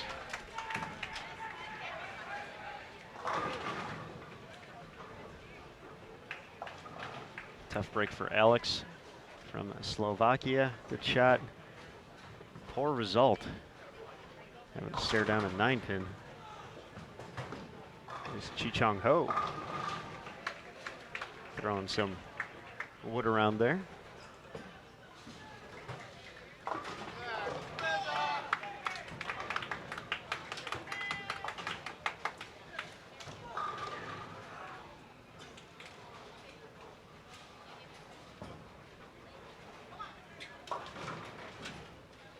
Loses some count, but better place for it than the first 2 shots. 252, Michael Tang, nice game. Gets him to plus 95 overall for the day.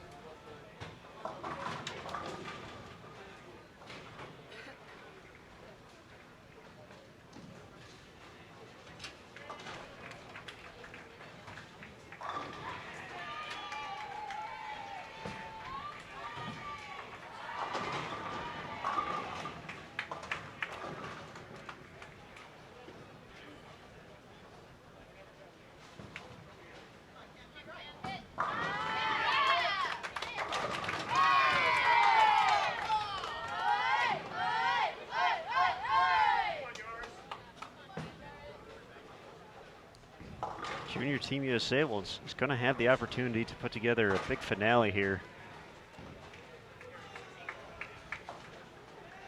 to at least let everybody know they're still hanging around.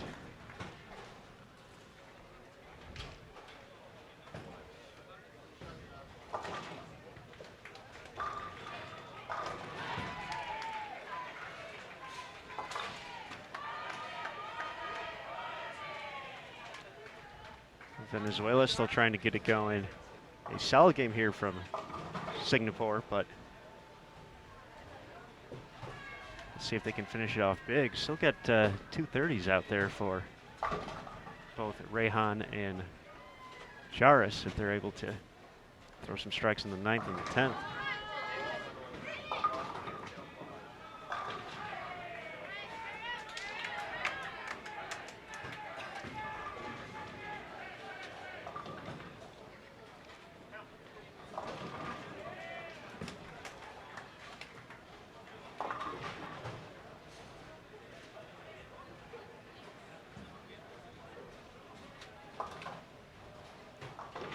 Doyle takes a one, finishes with 201, 453 that game for Junior Team USA. They're plus 136.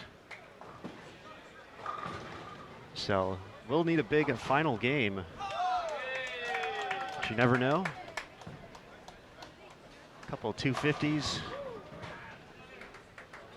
might be enough to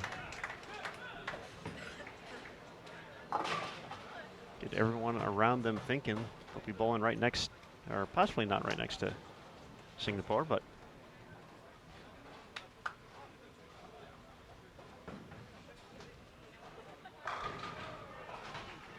that's part of the fun, though.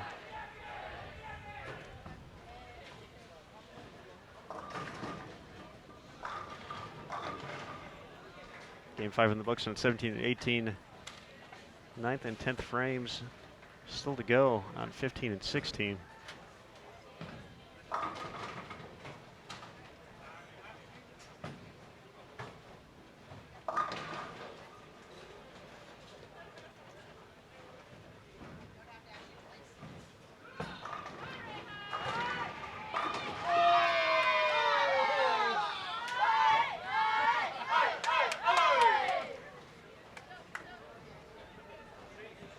Rehan fell out of that shot a little bit, but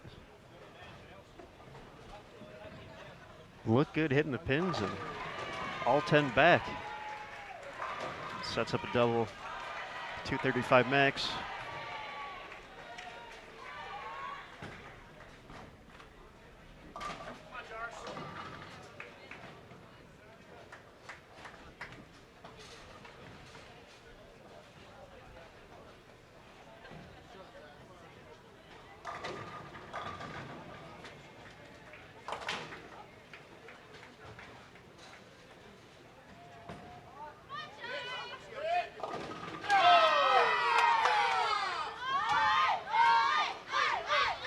Go, bringing the passion and the fire here. 225. They're in position to get ahead of that cut number heading into C squad. Venezuela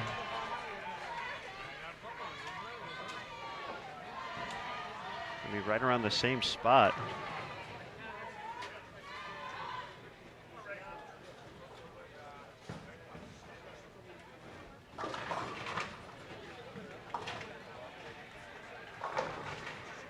Rodolfo Monticelli can max out 203.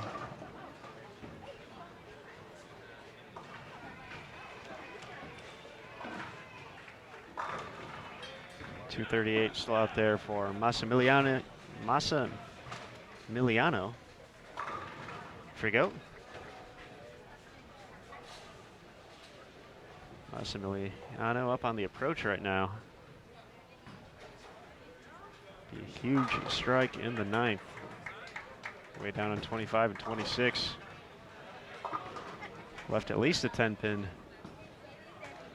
Looks like only a 10 pin, but quickly drops his max into the two teams.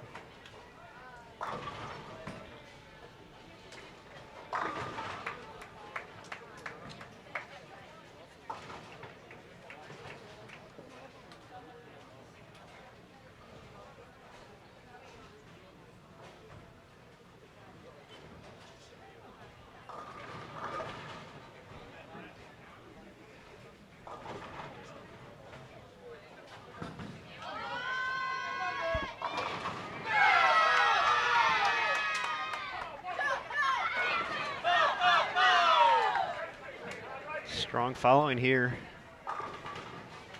Got the girls team, some family and friends and coaches cheering on Singapore here. So if they keep striking like this, might get a little bit loud.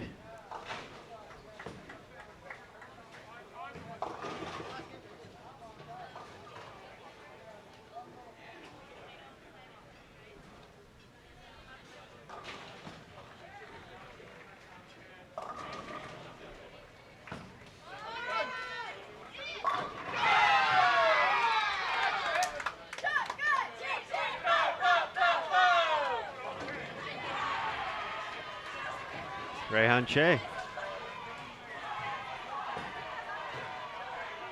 Rayhan Chi, sorry about that. Now in the 230s.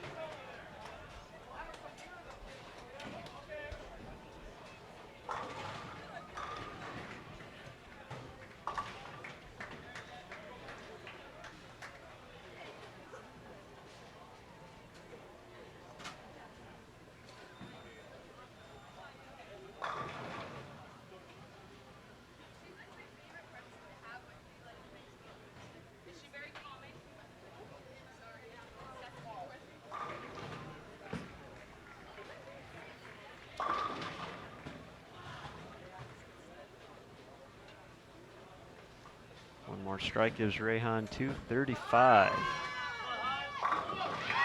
Connects.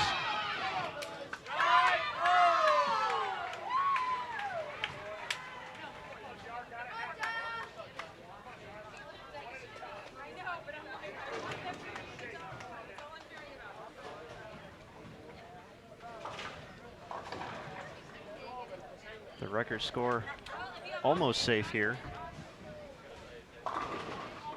Certainly plenty left to be determined here in the sixth and final game of the day coming up next here on Bowl TV. The World Bowling Youth Championships. We're at Sun Valley Lanes, 32 Lane Center in Lincoln, Nebraska. Big thanks to house proprietor John Lucido, his staff, giving these competitors an amazing tournament experience here. Jars go. Looking to solidify him and Rayhan inside the cut number. He'll just be one game away from sealing the deal.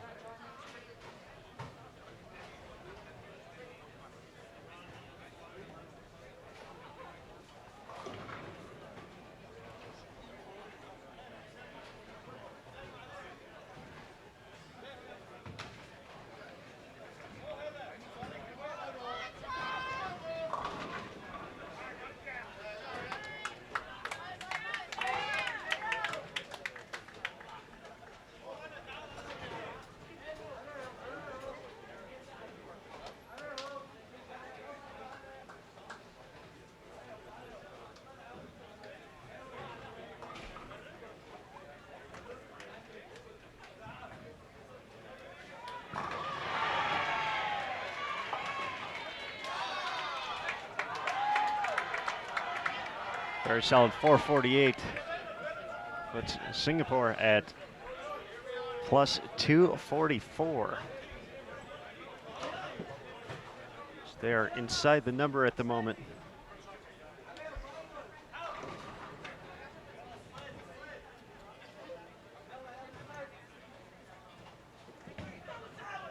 Venezuela drops a few pins. Only finished with a 382. They're at plus 191. So Venezuela falls outside of the number.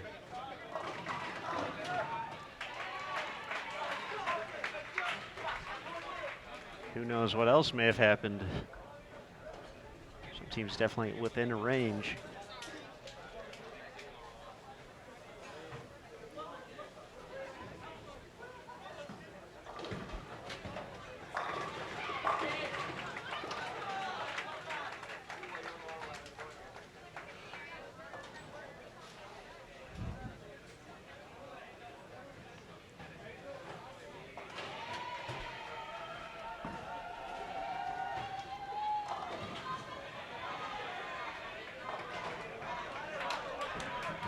Ukraine joins us again on 15 and 16. They'll be playing with two of our Pacers. We talked about that a little bit earlier.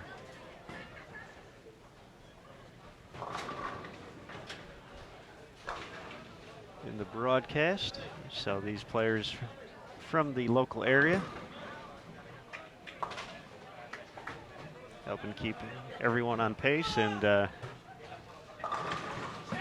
same amount of players on each pair. Mexico and Korea. They join us on 17 and 18. Mexico now is at plus 239, so big game for them. They're in the mix. So their crowd was getting pretty animated down there, a lot of cheering, just the way we like it.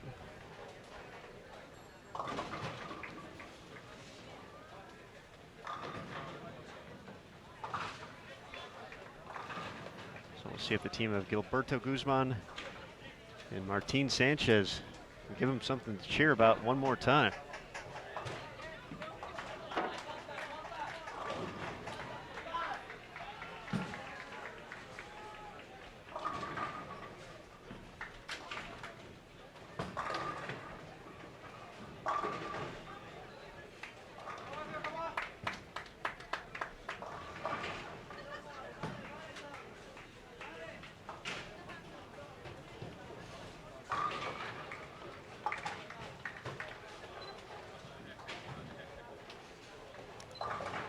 Singapore plus 244, Mexico plus 239, Malaysia moving up to plus 196. Venezuela drops all the way down from leading C squad into fourth at plus 191.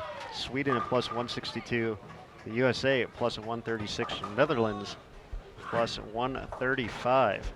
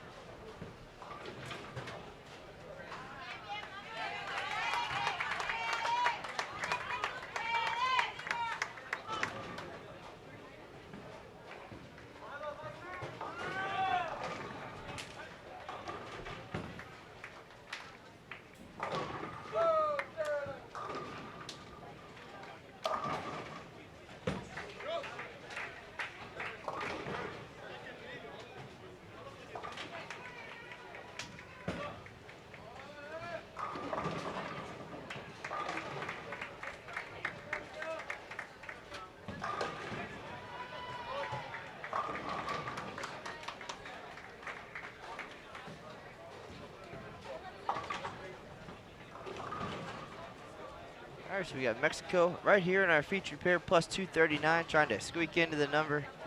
A few more great shots like that from Martin Sanchez.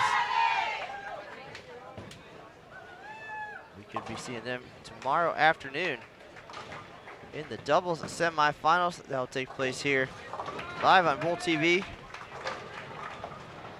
6:30 p.m. Eastern, 5:30 here in Lincoln. If you're in the neighborhood, come on by. That'll be followed immediately by the girls and boys finals. Similar format to the singles finals yesterday. We had the semis on lanes 11, 12, 13, and 14, and then 19 and 20, 21, 22, with the two championship matches right here on our featured pairs that you're watching right now. But still a little ways from there. The game number 6 here, determine our final 4 guys teams for tomorrow. The ladies will be on the lanes all day tomorrow, and the top 4 in that category will advance.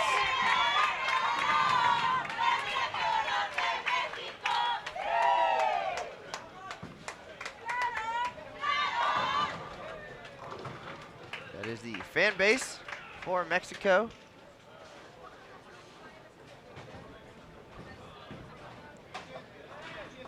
Keep striking, fans will keep singing.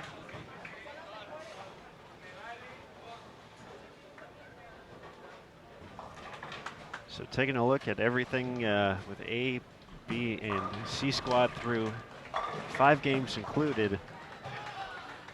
If everyone just shot par the last game, which more than likely won't happen. We got the Swedish team of Svensson and Andersson at plus 415. USA's Simonson and Lowe at plus 326. The Dominican Republic's Cavallo and Simo at plus 244 or plus 255. All 3 of them already completed their 6 games. And then Singapore plus 244. Mexico would be the first out, plus 239. Finland was at plus 206. They're already all done, so they would need a lot of help here. Malaysia plus 196 and Venezuela plus 191. Going way down there, Sweden plus 162. Junior Team USA was in the plus 130s, but they are not striking in game 6. Well, Aaron, according to my math, Sweden is safe as the number 1 seed. Didn't take very long. They shot some huge numbers, plus 415. Next closest on this squad, Singapore at plus 244.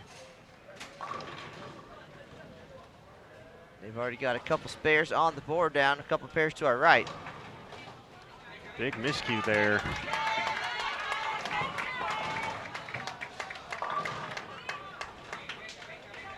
Leave a stuff 8 and then should have been 3 in a row. Yeah. Yeah, frustration gets to you, and you just have a mental lapse. And instead of thinking about making a spare, you're thinking about the fact that you left it. And they're right there in the middle of the lane. Could be the difference, or yeah, that's 12 pins they're not getting back.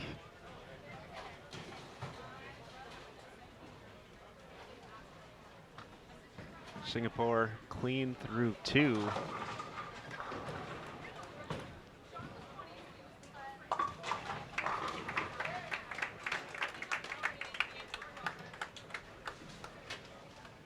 Venezuela way over on the low end of the house. Mexico losing focus here in game number 6.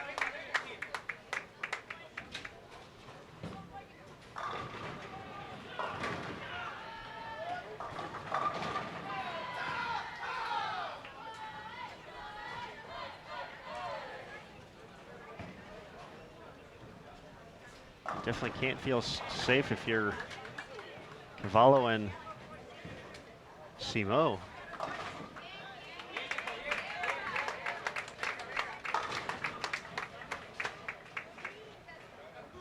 I'm not sure about anyone getting up to 326 over par here.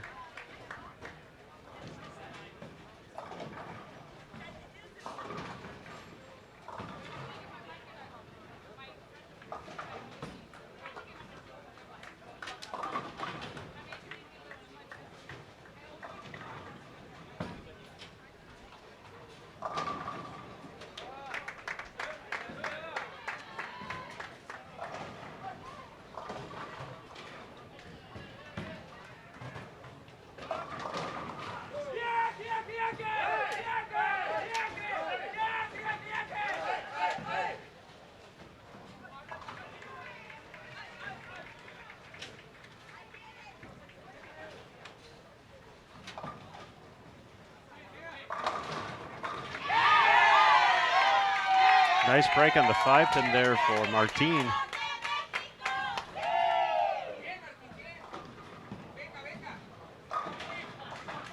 Once again, love the cheering section here from Mexico. Very cool. I mentioned earlier, it's starting to feel a little bit like a collegiate event here, but that makes sense because we're watching a bunch of kids bowl. Seen a few collegiate stars make their way across our pairs. Definitely has a similar feel here, especially in the team aspect of it all.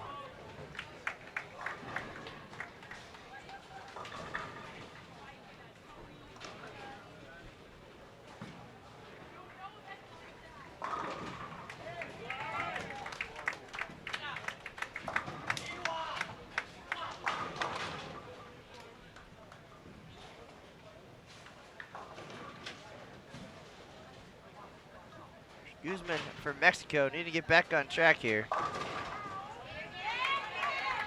Trying to settle down, but running out of room.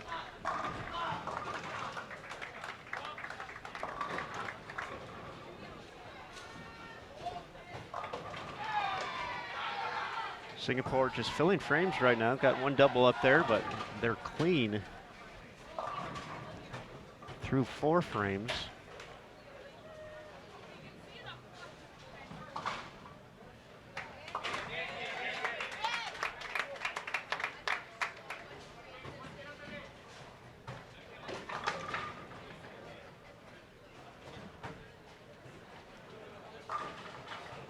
Early open for Venezuela, but Rodolfo Monticelli, 3 out of 4 to start.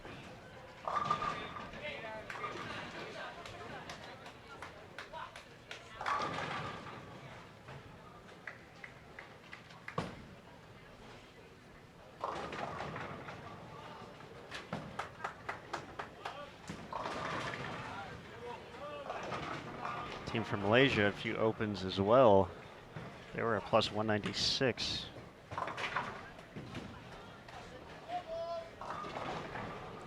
Still a mathematical possibility, but also running out of steam and room.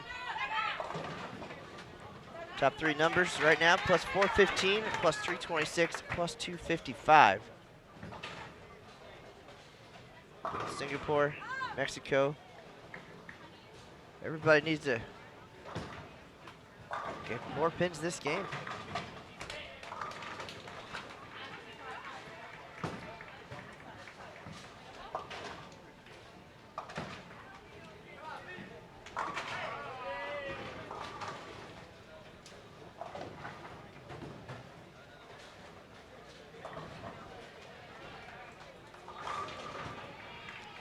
Have an open frame from Rehan Chi in the 5th frame. Jars Go working on a double though, can make up for that. A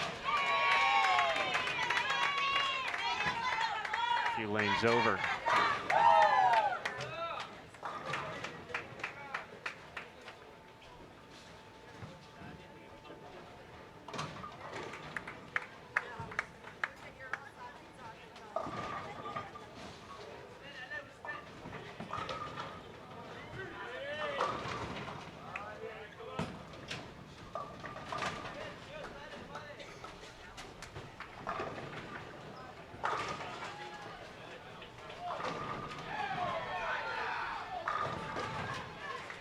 Go does make it 3 in a row for Singapore.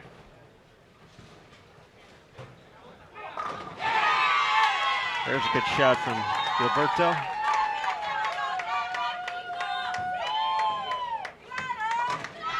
See if that'll get him going there.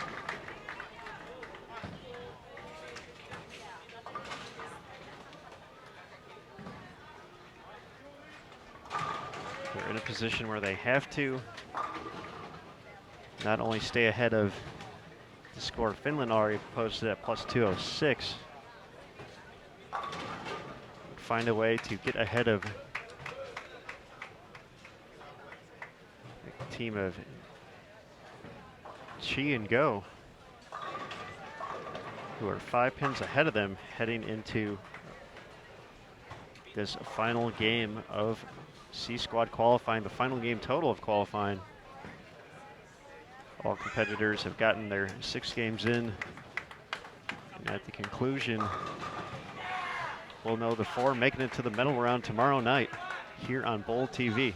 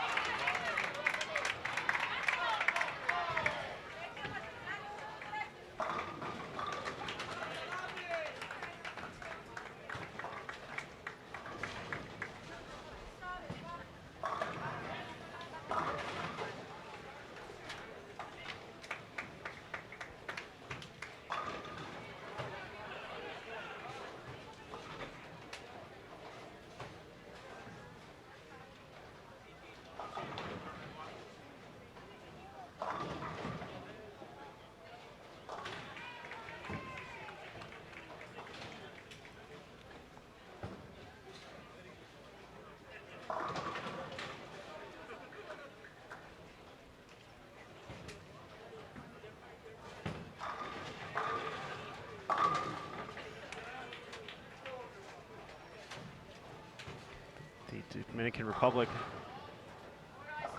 Cavallo and Simo also could see their score get knocked out if Singapore and Mexico start striking here. Certainly could see both of them in the mix. A lot of nervous bowlers walking around Sun Valley lanes right now.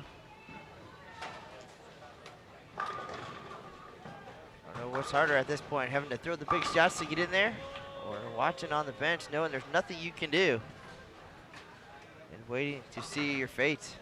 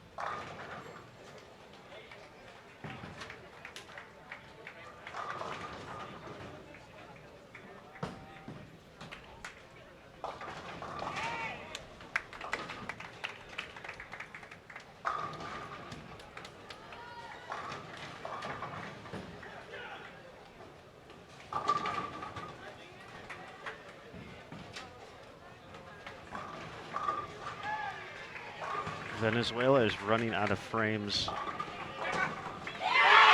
Looking at live scoring. Martin.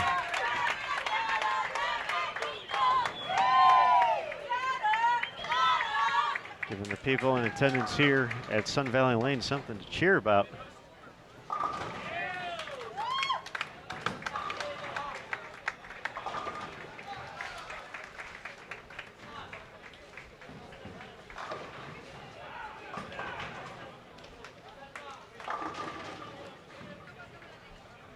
Malaysia looking like their run is going to come to a close here.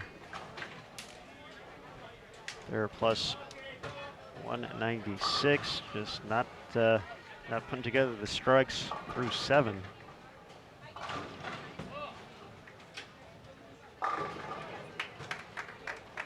Can Guzman keep it going?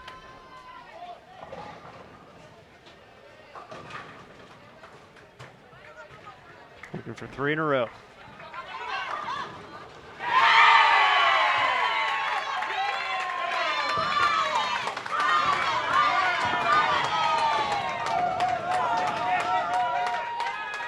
Need a little luck along the way too, Mr. Canizaro.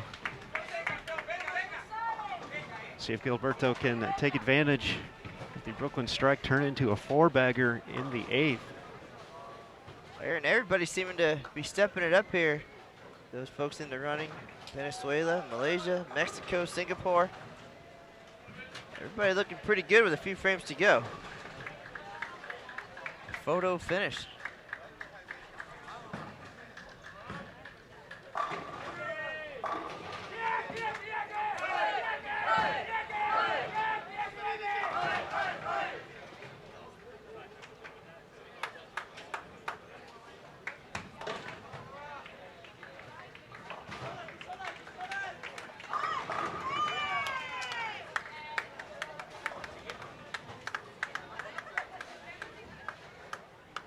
Humongous opportunity for a double for Sanchez.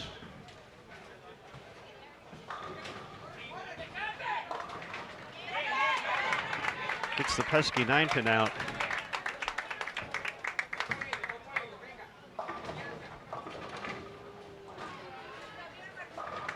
Still staring down the 3-6-10.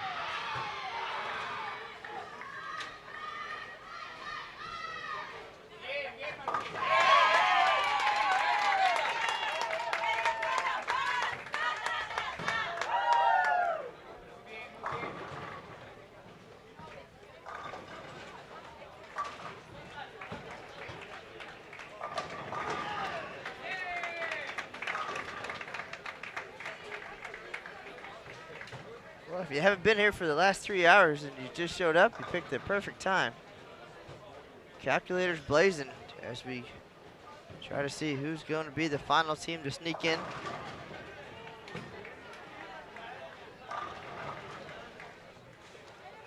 Semifinals coming up tomorrow night, 6:30 p.m. Eastern. So far we know Sweden will be there. Pontus Anderson and Jesper Svensson, record score, 28-15. And the United States will be there, 27-26. Wesley Lowe and Anthony Simonson.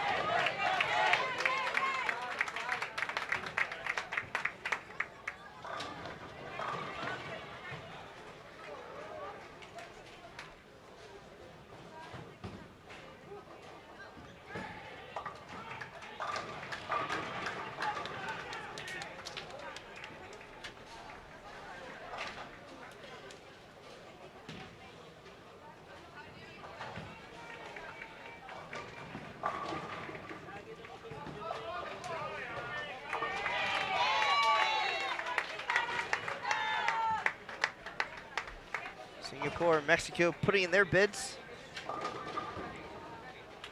Malaysia trying to finish strong and sneak in. Malaysia hasn't missed since the 8th frame. They needed every bit of it to get to 466 if they both strike out.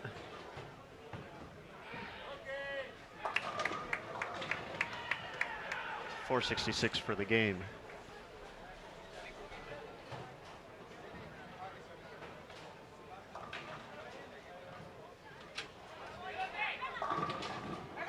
Trip 4.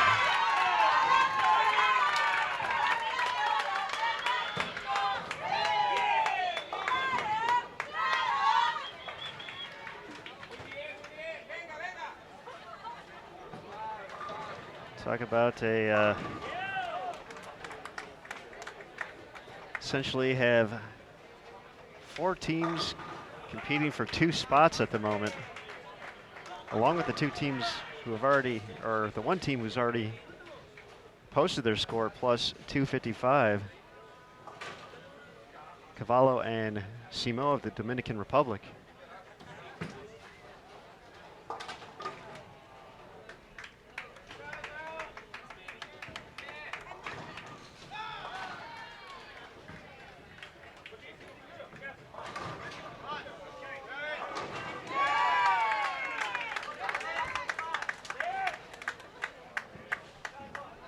For Malaysia, Ismail with 233.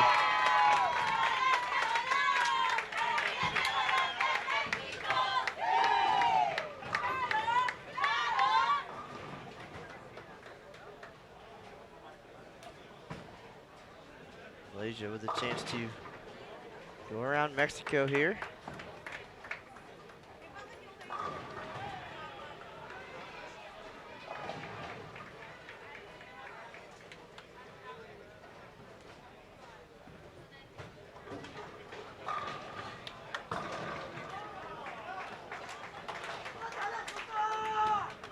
Venezuela wrapping up down on lanes 5 and 6. A lot happening here, folks.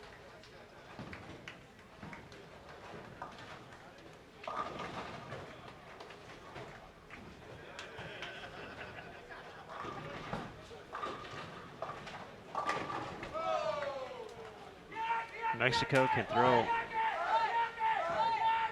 all 6 in the 10th. Finish at 216 and 215 for 431 for the game.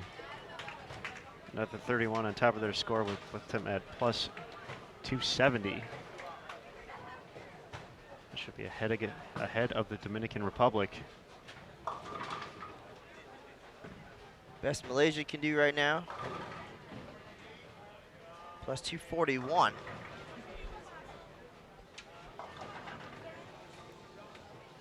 Looking like they'll be falling short here in boys doubles. Gave it a great run.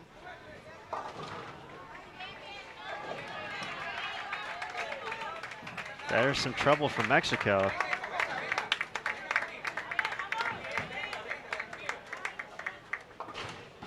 Malaysia officially plus 240 right now. Best they could do would be 4th at this point. But right now, they're clubhouse leaders.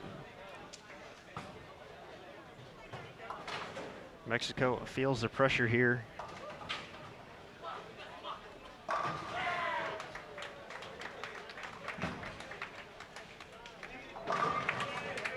Venezuela cannot get to 240 over.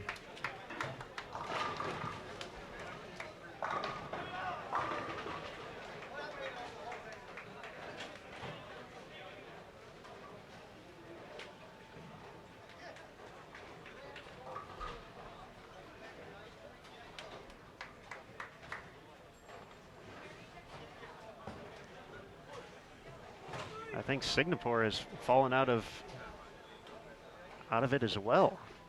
Did not finish the last game.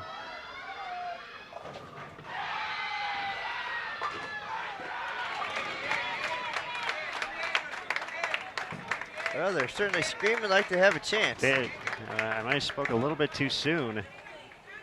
They actually, Jairus Go got the first strike in the 10th. He can shoot 215. Rayhan already in the books at 182. So that would be 397 this game, which would put them -3, which would put them at plus 241.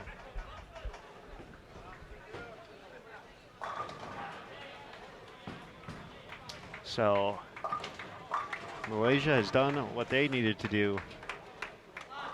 Singapore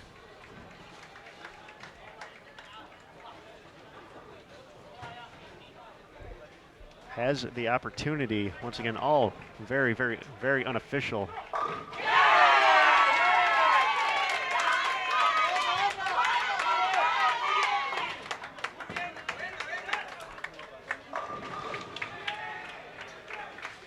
Mexico is going to be minus this game, so they're officially, or unofficially by our tally out, Go does not get the second strike in the 10th.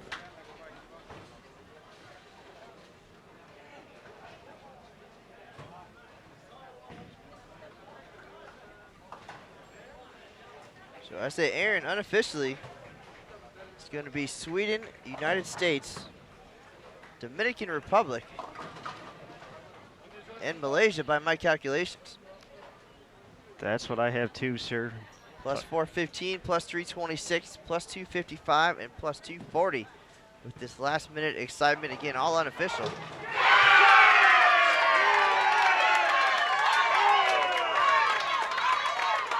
I call not it on letting the Mexico fans know what the final tally is. With another strike, it appears they're going to be 2 pins short. Singapore finishes up.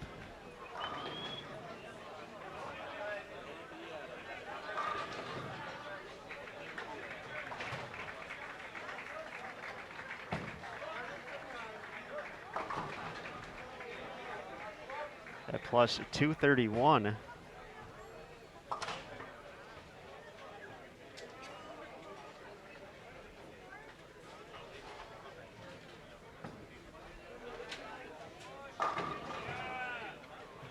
Venezuela plus 219.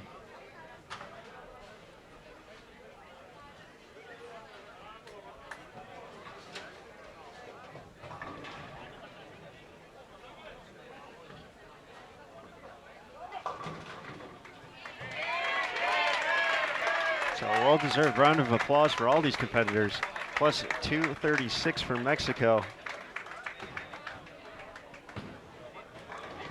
But the split in the 10th appears like it's going to leave them just a few pins short.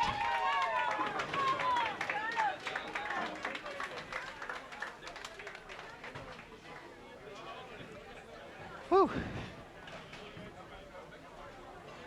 That was a pretty wacky, crazy end to C Squad and boys doubles qualifying here at the 2016 World Bowling Youth Championships. Unofficially, we have the teams of Jesper Svensson and Pontus Andersson from Sweden first. For the United States, Wesley Lowe Jr. and Anthony Simonson second. Wescar Cavallo and Hector Simo in third from the Dominican Republic. And Rehan Chi, oh, that is looking at the wrong team here, I'm sorry. And from Malaysia, Rafiq Ismail and Tun Hakim from Malaysia in fourth.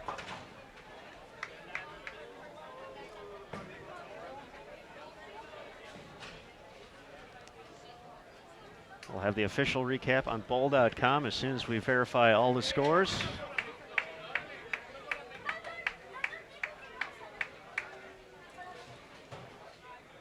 So much math taking place.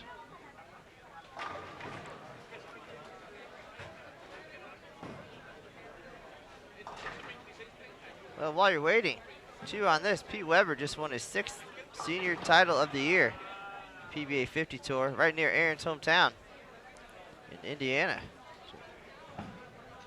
Pete Weber a long way from the World Youth Championships, but trying to steal the spotlight from these young and talented players here, making the semifinals in Lincoln, Nebraska. So Matt, we're all done here on Bowl TV. We'll wait for the on-site scores to scroll through, see if we got the same numbers as they do.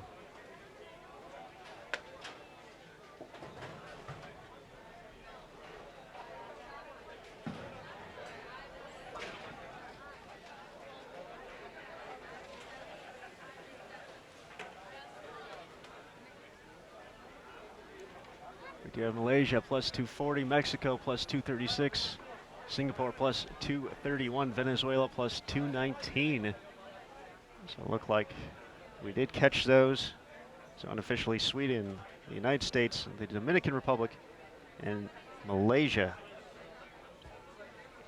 will be our four doubles on the boys' side come tomorrow night. Ladies and gentlemen, that concludes the qualifying for the boys doubles competition. Unofficial results, your high qualifier with 28-15. Sweden won, Jesper Svensson and Pontus Andersson. Finishing in second with a score of 27-26, USA won, Anthony Simonson, Wesley Lowe Jr. finishing in third with a score of 26-55. The Dominican Republic won, Hector Simo, Huascar Caballo. And rounding out the field in fourth with a score of 26-40, Malaysia 2, Rafiq Ismail, Tun Hakim, Tun Hasmul. Once again, these are unofficial. We will verify them through the scoring system. If you have not turned in your team roster for the boys event, please do so at this time, coaches.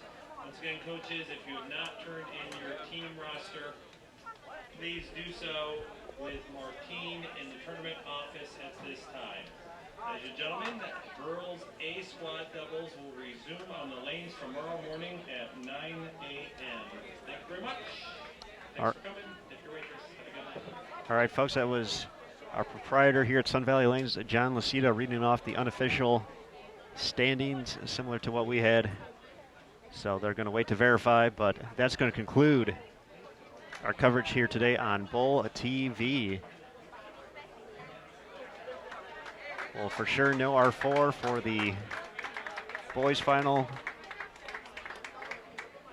We'll learn our 4 for the girls doubles tomorrow. They're qualifying taking place beginning at 10 a.m. Eastern, 9 a.m. local time here in Lincoln, Nebraska. So for today's edition of the 2016 World Bowling Youth Championships, alongside Matt Canizaro, I'm Aaron Smith. We're signing off.